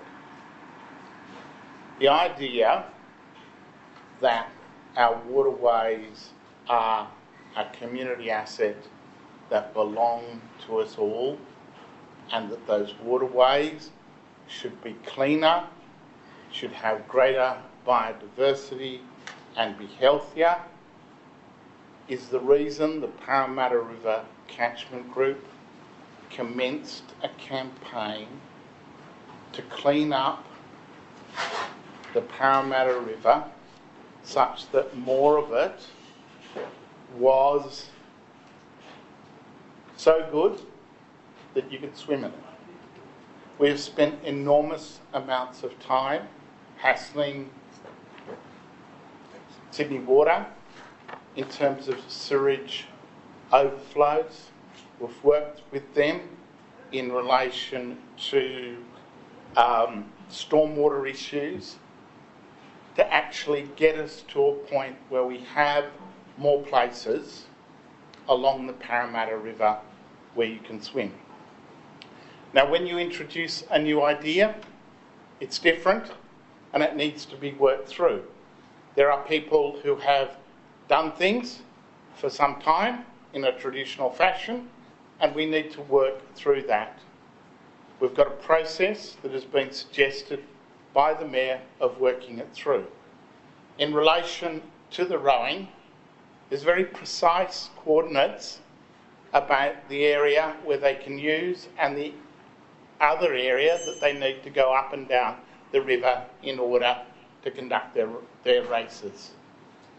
I understand there is unease about a new idea, but the Parramatta River belongs to us all. It needs to be far cleaner, needs to have greater biodiversity, and the idea of people swimming there is not just about people swimming. It's about us all caring sufficiently about this river that we want to share in its ownership and its stewardship going forward. Thank you for that. So we'll now vote on the Stamoulis-Shetty amendment. All those in favour, please raise your hands. In support, I have 1, 2, 3, 4, 5, 6. All those against, 1, 2, 3, 4, 5, 6, 7. That has been defeated. Now, Councillor Stamoulis, I'll ask the minute takers to scroll up. I've incorporated an additional point into the primary motion, which I'll ask that it be displayed on the screen now. The councillors be provided with all relevant information and data about water and sediment testing, as is required under the Local Government Act. So Is that sufficient for you to withdraw your amendment, or do you insist upon it being voted on? No, I think that's fair. Okay, that's good. That's incorporated. Is there anyone else who wishes to oppose the Callan Park swim site or to amend the motion? Mayor, I just had a question through you to the relevant officers, please. Just in terms of the amendment around including Rowing New South Wales and Leichhardt Rowing Club to participate on a design panel, like the way I read it is that we already have a design. So I'm trying to understand how that would work. Would they actually have any ability to meaningfully change the design? Is that what you're suggesting? This is a concept, but a development application will be required. And so the council will need to prepare that development application, and I'm proposing that they be included on the design panel for that. So are you saying that the DA would be different to the current will be more detailed, design? Yes. But would it be changed? I mean, is there capacity for that design to change? Is that what you're saying? No, the way it works is you adopt a concept plan, and then in the DA there's a much greater level of detail. So you still have to adhere to the adopted concept plan, but yes, the plan can change in some ways. And what we've heard is that those clubs would like to be included in that decision-making process to ensure that the risks that they're concerned about are mitigated. Okay, so my understanding of what I've heard tonight is that the current design doesn't necessarily cater to the existing use of those clubs, but that's probably a comment. But I'm just trying to understand what you're proposing and how that fits in with what's being suggested. I've answered your question to the best of my ability, and I appreciate your comment. Okay, Councillor, is there anyone else who wishes to speak against the motion or to amend it? Councillor Atkins? Can I? Yes, please. I've just sent the minute taker an amendment. I am a bit concerned about the accessibility issues, so I would just like an amendment to ensure that staff make sure the Accessibility Advisory Committee is consulted on the design, please. Okay, I'm happy to incorporate that. That's incorporated. Is there anyone else who wishes to oppose the swim site or to amend the motion? Councillor Stamoulis? I have one further amendment, Mr Mayor. There's one further check that I would like of this pool and the nature of it that I'm looking at before me on page 711. This is not your traditional public baths that you'd see either at a beach or on the harbour side. This is a water fun facility, and that's great. That's great. But my amendment would be that council requests an independent swimming safety assessment of the new pool. I would like that to be done because we're incorporating a lot of different things here. There's the pontoon, there's facilities for laying down, sunbathing, there's additional elements within that, the confines of that. If I can just try and save some time, that's a requirement of the development assessment process. I'm happy to incorporate it into the primary motion. Thank you. Okay. Now, we've been on this item for quite some time. There seems to be a fair bit of concern and opposition, so I'll be surprised if it goes through unanimously, but we do have a lot of other business to deal with. So is there anyone else who wishes to move a further amendment or to speak against the motion? No? I'll just make a brief right of reply. In relation to the disability access, swim sites along the Parramatta River, of which there are how many, Councillor Drury? 16? 7. 7. Oh, okay. That was more than that. 16 we're looking at, 7 that have been delivered. They are all problematic, as is the beach, for disability access. Waterfront drive playing fields are challenging for disability access. So if we're going to adopt a new principle that says unless there is perfect accessibility, we'll close or not establish recreation facilities, there's going to be a lot of recreation facilities that are lost. Sorry? I said that's not what I said, Mayor. I did nothing like that. Councillor Atkins, with great respect, I have not referenced you in any way, and I'll just make the same statement to you that I did to Councillor Shetty. I am allowed, as is everybody else, to make a political argument about a policy issue before us without being interrupted. So if we're going to establish a very high bar for that, then this will never be a perfect site. But you could say that about any beach or any swim site along the Parramatta River, or Mort Bay, for example, where we're also investigating an additional swim site. So I hope that that doesn't become an artificial bar. And I hope that we can keep consensus around the fact that this is a really positive idea. It's a really good thing to do for the community. And I know, it's easy for political arguments to take prevalence, but I hope that everyone can actually contribute positively to bringing this about. I'll now put that motion. All those in favour? All those against? Carried unanimously. Wow. Okay. That brings us to item 10. Is that right?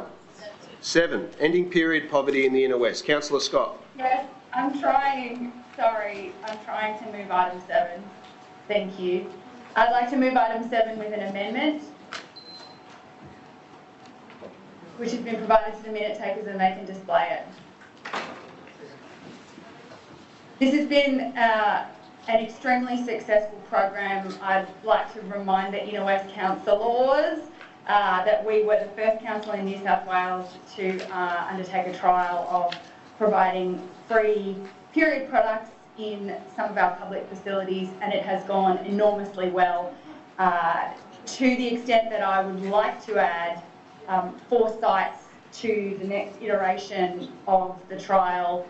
The Pride Centre at Newtown Town Hall, which I think is an easy yes, hopefully, from everyone.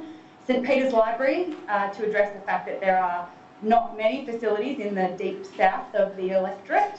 And Fanny Giraffe Aquatic Centre and John Fraser Baths, which would provide us then with complete coverage at our aquatic centres. And I commend this amendment to the council. Thank you for that, Councillor Scott. Seconded by Councillor D'Arienzo. Do you wish to speak to it? That's Councillor D'Arienzo will refrain from speaking. Is there anyone who wishes to carp about this particular positive policy? No? Can we put that one? I'd like to speak, thank you, Mayor. Yes, Councillor Atkins. I'd like to support it. It's very difficult to actually manage to second anything when we're online like this. I did think that I got in first there. I think this is excellent. I really support the that's all I want to say. Okay, I'll put the motion. All those in favour? Against? Declare that carried. That's unanimous, is it? Excellent. That brings us to item 10, Customer Service and Development Assessments, External Review. Mr Mayor, I'd like to move the report with an amendment. Please proceed. Which has been provided to the minute takers and they will be able to provide it. There has been a substantial uptick in the customer service that we provide to people who are applying for DAs, whether big or small. And in line with the new LEP and substantial planning work that our staff are about to undertake before the end of the year, I commend the report and the recommendations that are in it. I thank them for having undertaken the external benchmarking and consultation that they have done. And I would like to propose that we also develop a customer service plan that specifically supports all stakeholders who might be engaging in the new LEP, which we have all voted for, to increase housing supply in our LGA. And this could be a real positive that will help us to get work done faster, smoother, and with more productive outcomes for all. Thank you for that. Is there a seconder for the motion? Seconded by Councillor De Cruz. Is there anyone who wishes to amend the motion?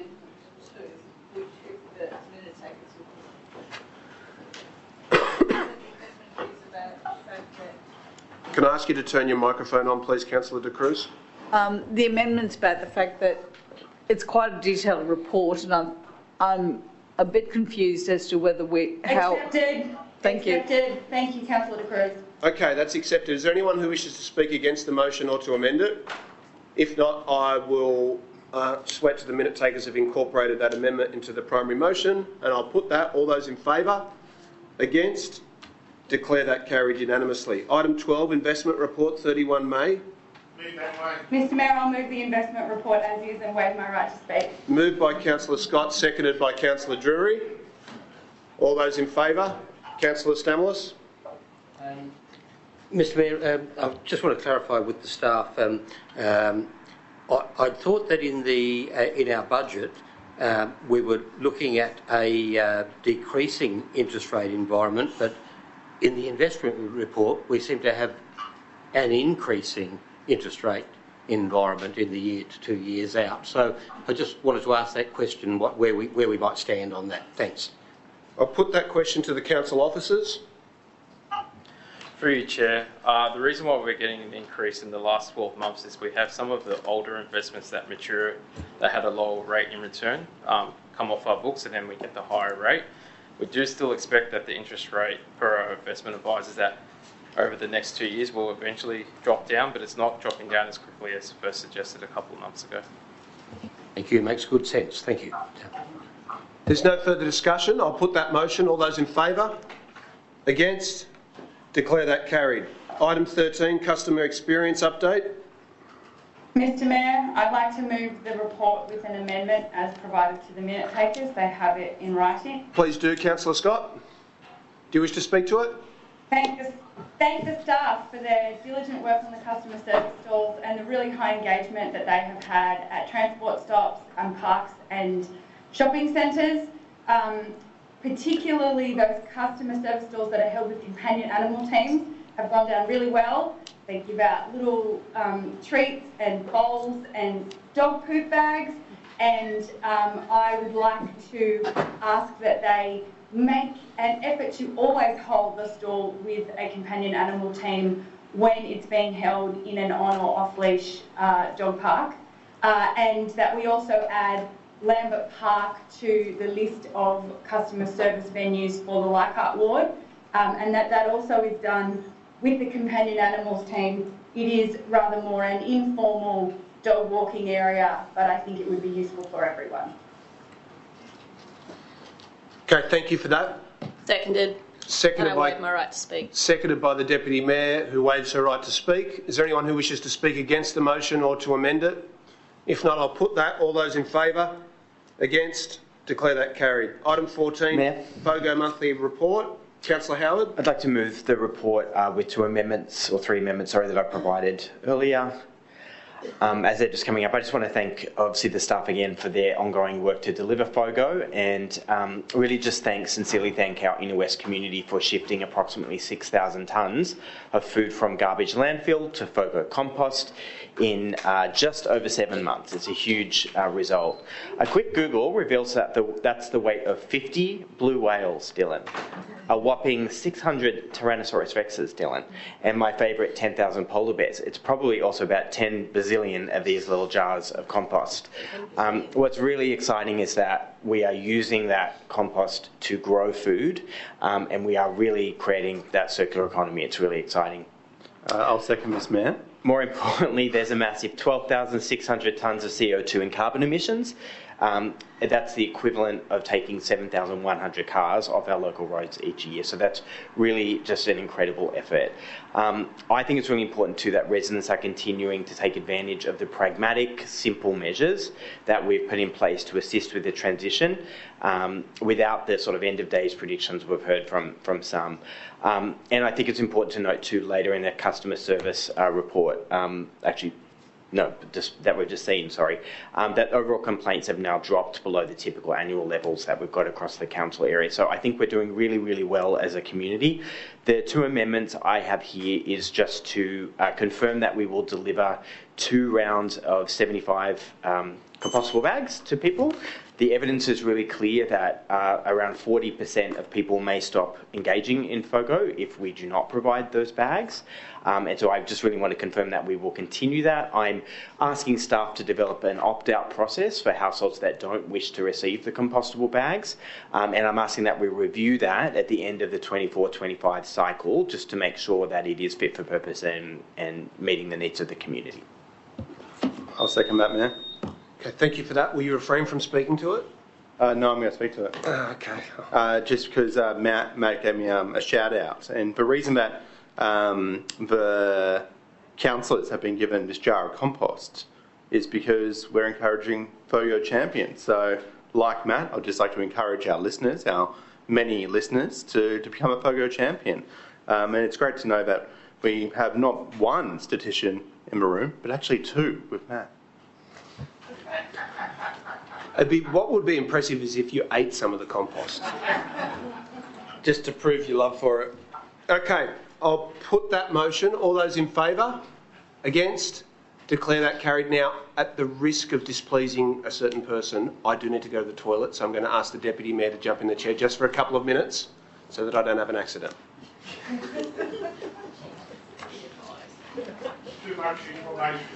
Deputy Mayor, can I please move item 15 when you sit in what I hope is a dry chair? You can, and it appears to be. Thank you.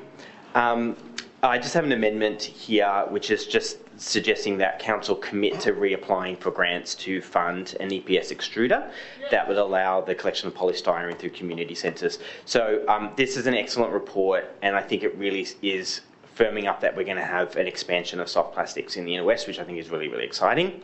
I was really excited to understand that there is a procurement underway, and we'll get more information about that soon.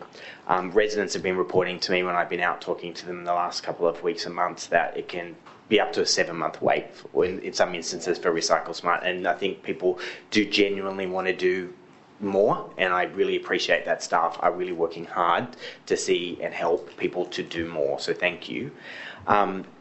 People will know that I'm really passionate about removing hard to recycle waste from our waste stream, and they'll know that I'm even more passionate to the point of obsession with EPS extrusion. The report clearly shows that polystyrene is a really difficult, hard to recycle item and is voluminous. It's the third largest product in terms of volume that we are trying to get rid of, and that Recycle Smart is collecting. And I noted in the report that it said that we were unsuccessful in the most recent round, but that if it continued to be an issue, we would apply. I'm just strengthening that somewhat, just to say that we are going to keep complying, because I think it's really important to send a message to the community that this is important and this is something we're going to keep working to. So thank you again for the staff for all they're doing to move us in this direction. Mayor, can I please second this with enthusiasm? Yes. I will refrain from commenting. Okay, thank you. So that's enthusiastically seconded. Is there anyone who wishes to oppose the motion? I've got an amendment, which I said in the minute take. My amendment is that I think the report slightly misrepresents RedCycle as being sort of some saint who failed in their business, and it was actually a con on all of our community about the fact that they had no recycling. So my amendment is that we write to the EPA, who has actually following up on this, the ACCC, who has in May just put an update about the recycling, and that there's also a Senate inquiry currently into waste, and that we actually make a submission that we are actually paying for the we're taking up the slack of RedCycle.com through our domestic waste charge to residents. So that's how we're playing for Recycle Smart. From basically, I would like to see the people who are supposed to be, who have the producer responsibility, actually take that responsibility and pay for us to provide Recycle Smart or whatever in the interim till they restore their services. Thank you. Okay, thank you for that. How do you feel about that amendment? I don't want to pass this amendment. I understand where the intention is, Mayor, and thank you, Councillor De Cruz, but I just don't think this is a productive amendment. I think that you have plenty of platforms to make this point, and it doesn't need to be through a council motion and a letter to all these agencies that know that local councils are doing a lot of work to manage soft plastics, and I just don't think this is productive. Is there a seconder for the amendment? If not, it will lapse. Councillor Stamoulis, do you wish to speak to it? No, thank you, Mr. Mayor. Just to second it. Okay. Any further discussion of the amendment? If not, I'll put the De Cruz Stamoulis amendment. All those in favour, please raise your hands.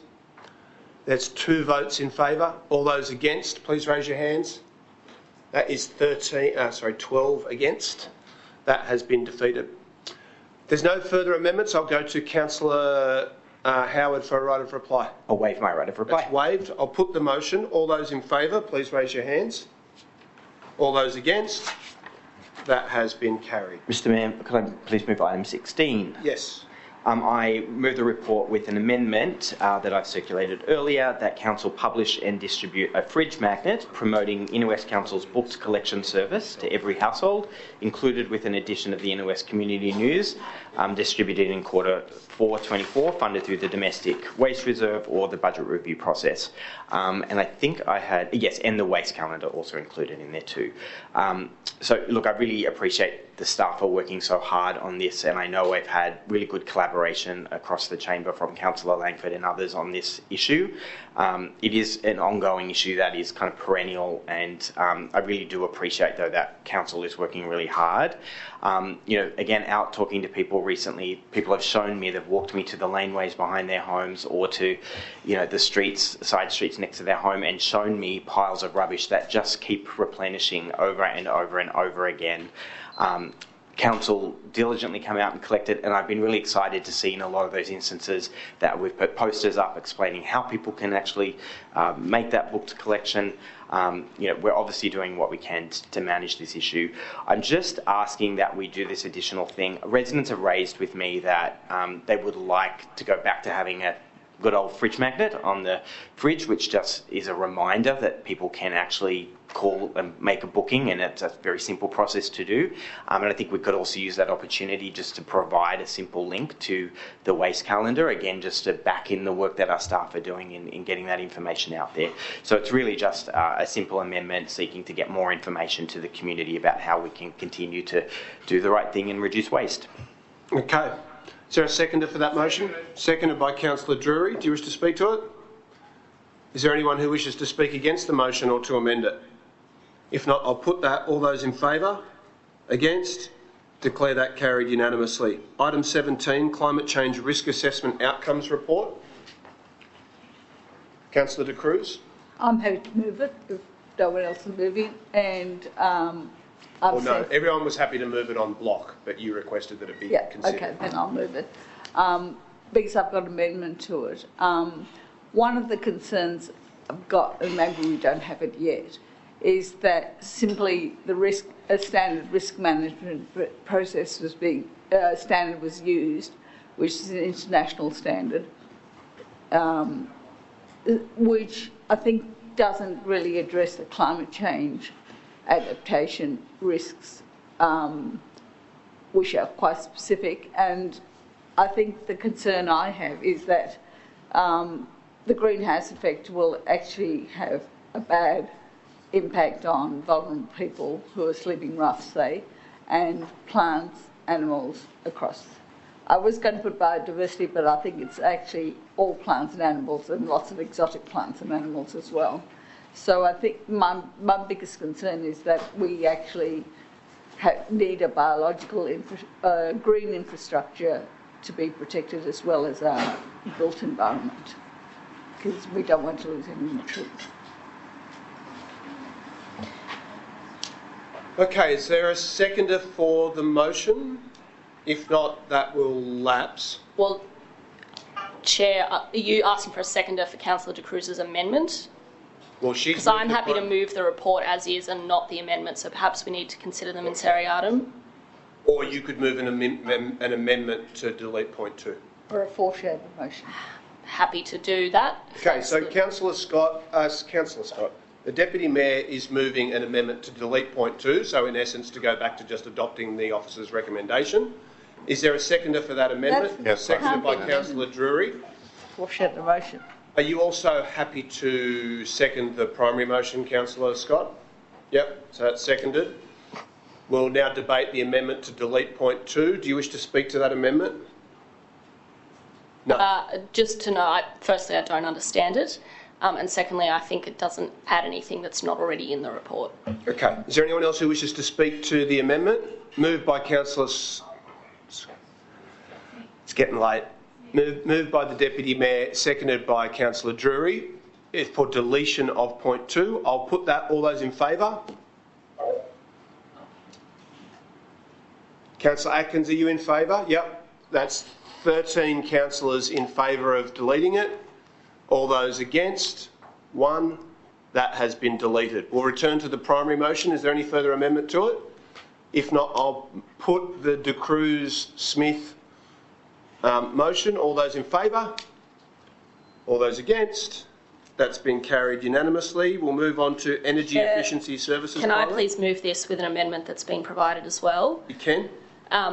Firstly, really exciting to receive this update on the energy efficiency pilot and to read about some of the great work that Council's been doing in partnership with the Women's Housing Corporation. I just have a very minor amendment which is on the screen. I note that they have written to us advising that they need to install scaffolding to implement some external window shutters, and so they need a tiny little top-up on the budget to facilitate that, which I'm sure we can manage. So I would just move that we increase the funding with an additional $2,000 to enable that. Is there a seconder for the motion? Seconded by Councillor D'Arienzo. Do you wish to speak to it? That's waived. Is there anyone who wishes to amend the motion or to oppose it? If not, I'll put that. All those in favour? Against?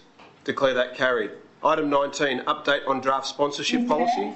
Yes. I'd like to move the officer's recommendations on item 19. Do you wish to speak to it? I do not at this stage wish to speak to it. Is there a seconder for the motion? Seconded by Councillor Stevens. Do you wish to speak to it? Councillor Stevens is waiving his right to speak. He's seconding the motion. Is there anyone who wishes to oppose the motion or to amend it? I would like to amend it, please. Yep, Councillor Atkins. I've provided an amendment to the staff. This amendment reflects the reasons why we received this report in the first place.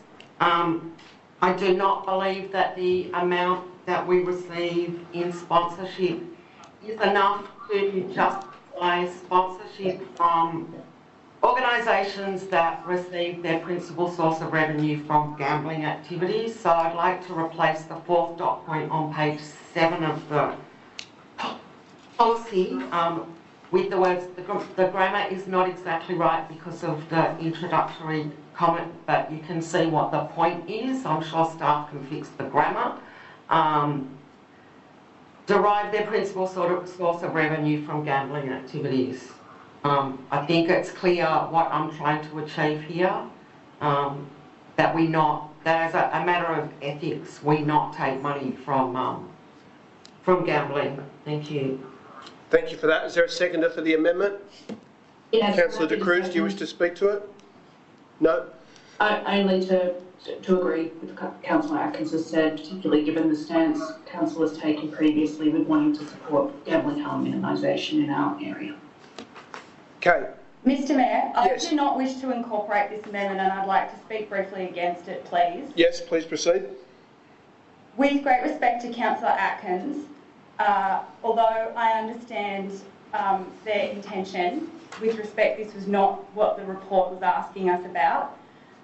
This report asked us to analyse the impact of a different proposed amendment, which was the impact of changing the policy to reject sponsorship relationships with any venue that has gambling activity. We don't know actually what the effect of this particular amendment would be. And I might just ask councillors if they wouldn't mind reflecting on the list of venues that we do have sponsorship relationships with on page 972 of their pack. You know, one of these venues might be in your ward and you might want to think about whether you enjoy the engagement with them in our various festivals. The Petersham RSL, West Ashfield Club, the Salisbury Hotel in Stanmore, the Gladstone Hotel in Dulwich Hill. And I would just like to briefly reflect on the Petersham RSL. I moved in a condolence motion a couple of meetings ago about former Mayor Evan Jones, whose memorial service was held at Petersham RSL. And I was seated at a table with a veteran who was being provided with services by the Petersham RSL, even in fact living in one of the new units at the Petersham RSL.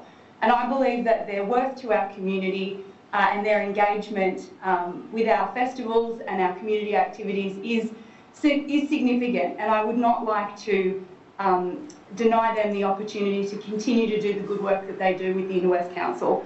I'll also note that in the mayoral minute we have provided earlier this evening a re-upping of our commitment to helping smaller venues move away from poker machine revenue, and we're providing them with a network and our support to do that.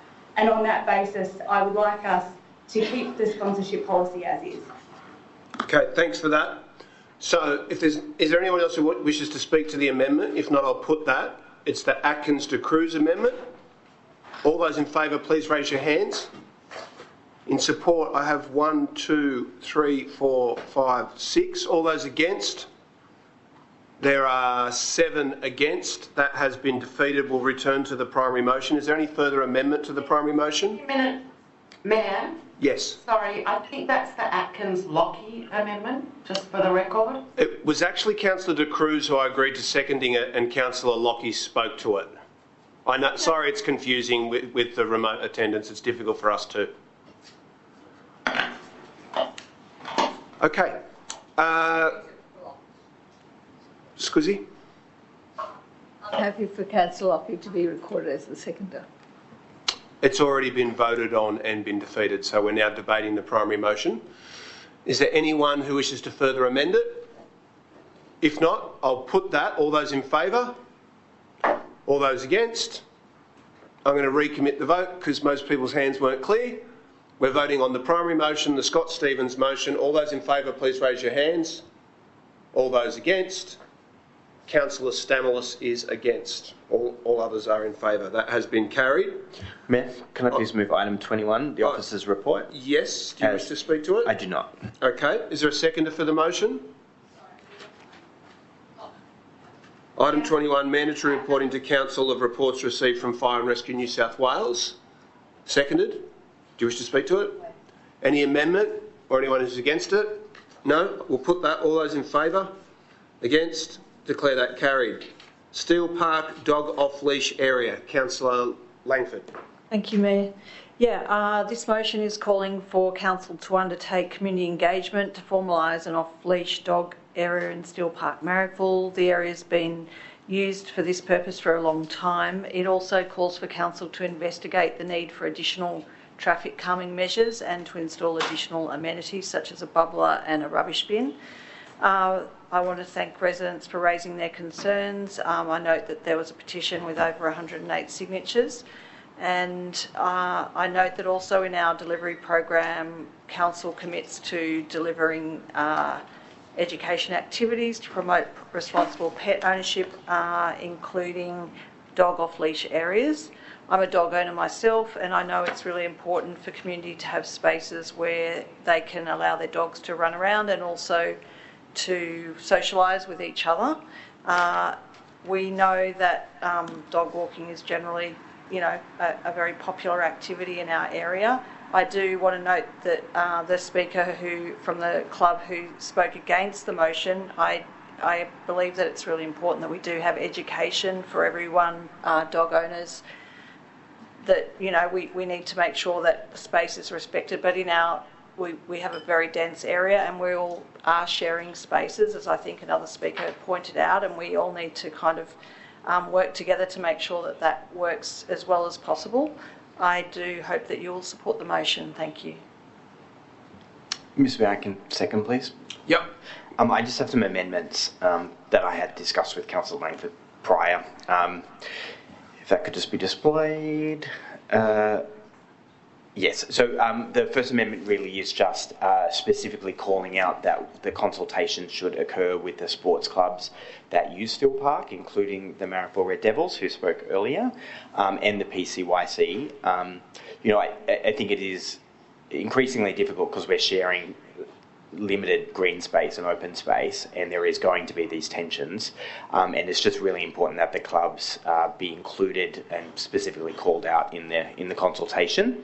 I'm also just adding a further point 6 that in the event that this dog off-leash area is formalised, that council would undertake some engagement around the arrangements at Marnie Reserve, which is not too far away. And I appreciate that, big dogs go to Marnie and little dogs would go to Steel Park.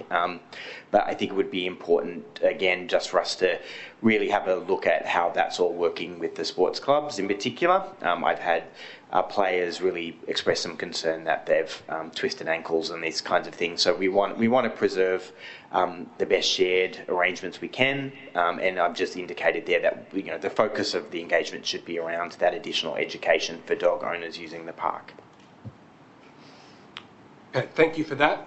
Councillor Langford, you happy to incorporate that? Yeah, accepted, thank you. Anyone who wishes to speak against the motion or to amend it? If not, I'll put that. All those in favour? Against? Declare that carried. Item 24, notice of motion, Marrickville Park dual naming. Thank you, Mayor. This motion is an invitation for the Aboriginal and Torres Strait Islander Advisory Committee to provide ideas and recommendations for the dual naming of the area currently known as Marrickville Park.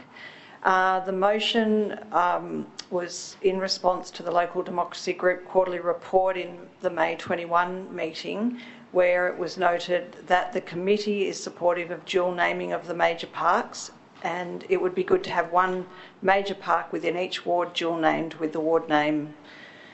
I'm really keen to see some action on this item. I guess it's really, I guess as a resident, I'd like to see more recognition of First Nations people. I'm sure that everyone here would.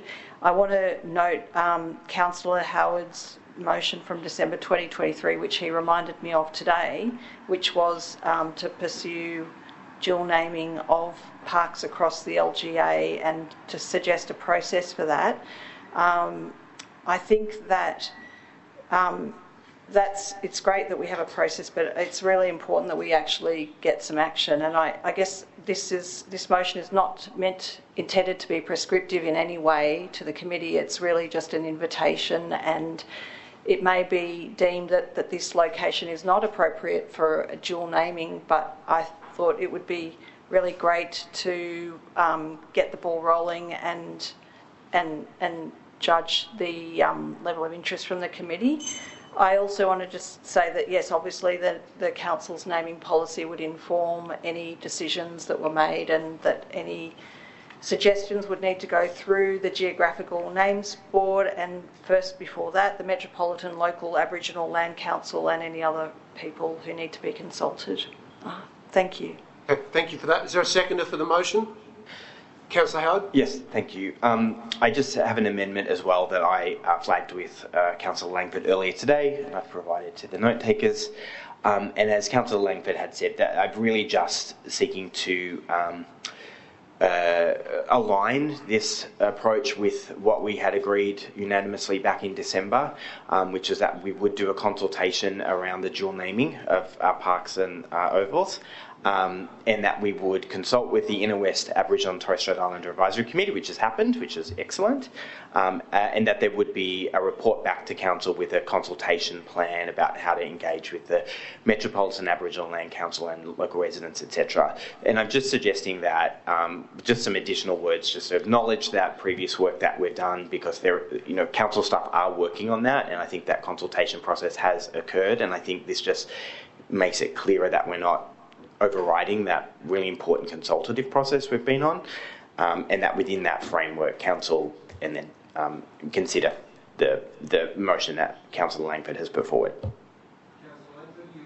Councillor Langford, are you willing to incorporate that? Thank you. Yeah, I just have one question which probably needs to go through you, Chair, to the relevant officer, just in regard to that framework. What would that mean in terms of this particular motion? When would the consultation occur with the Aboriginal Advisory Committee on the particular Marrickville Park? I'll put that question to the council officers. Through you, Chair. My understanding is that there have already, as Councillor Howard indicated, been discussions with the Advisory Committee. It's something they've been talking about on and off for some time. The framework, the broader sort of structure, is something they continue to discuss. I think these things sometimes take longer than one might anticipate just because of cultural issues, including some of the complexities with the Land Council occasionally. So does that answer your question? I think so, but so if I may ask, just to clarify, so that means that it could happen, or it is already happening, or it will happen, that the framework will not slow the process down necessarily. No, I don't believe it would. Thank you. We could also put it on the next agenda for the advisory committee. Okay, thank you for clarifying. Okay. Thank you for that. So that's incorporated, is it? Okay, I'll put that motion. All those in favour? Against? Declare that carried unanimously. Wicks Park. Sorry. Yes, there was just a clerical error, so I had provided some addition, actually a different version than what was printed in the original papers. So I apologise if councillors didn't have that earlier, but a printer copy was on our desk earlier today. Really, the change was that once I'd put in the initial motion, council officers let me know that we are about to start that plan and management process. So a lot of what I had before was redundant. Sorry. So really, what this is doing is that I wanted a motion here that's going to reflect some of the concerns that have been raised with me about the current state of Wicks Park. It's a beautiful park for those of you from the deep north, who located on the corner of Sydenham and Victoria Roads. It has some excellent tennis courts that are highly utilised, many beautiful trees, and thanks to a recent upgrade, one of the most beautiful toilets in the whole Inner West Council area. In recent years, however, there's been drainage issues which can make it a mud bath after rain. The playground has seen better days, and its location on the corner of two extremely busy days makes it very convenient, but also pretty loud and dusty at times. And of course, the Wicks Place development next door, which is due to open any day, has an additional 272 apartments, which is bringing more and more families right to the park's doorstep. One such family wrote to me this week, noting that they were excited to be moving into Wicks Place from Ashfield, welcome family, and that they were excited mostly about the local schools and the park. The family noted, however, that they'd like to see upgrades to the play equipment, and I'm looking forward to that plan and management process getting underway so we can prioritise some of those important projects. Residents have also noted concerns about the traffic arrangements around the park, including the intersection of Victoria and Sydenham Roads. It's just terrible. And there's a current traffic arrangement where the cars are permitted to turn right into the Wicks Park development heading north on Victoria Road, which is causing delays and congestion on Victoria Road. I've sought advice from the staff who are indicating that they're willing and able to look at this again to make sure that we're getting the proper fit-for-purpose traffic arrangements in and around the park. So the motion's just really seeking to address those issues. I just have one tiny amendment, actually. I made a mistake and I'm directionally challenged, and the bin is on the western side, not the eastern side. If you could just change that, please. Thank you for that. Okay, is there a seconder for the motion? Seconded by Councillor Langford. Do you wish to speak to it? No? I'll put that motion. All those in favour? Against? Declare that carried unanimously. I believe that brings us to the two remaining items in confidential session. So could I get a motion to go into confidential session? Moved by Councillor Howard, seconded by the Deputy Mayor. All those in favour? Against? Declare that carried. I will ask the council officers to let us know where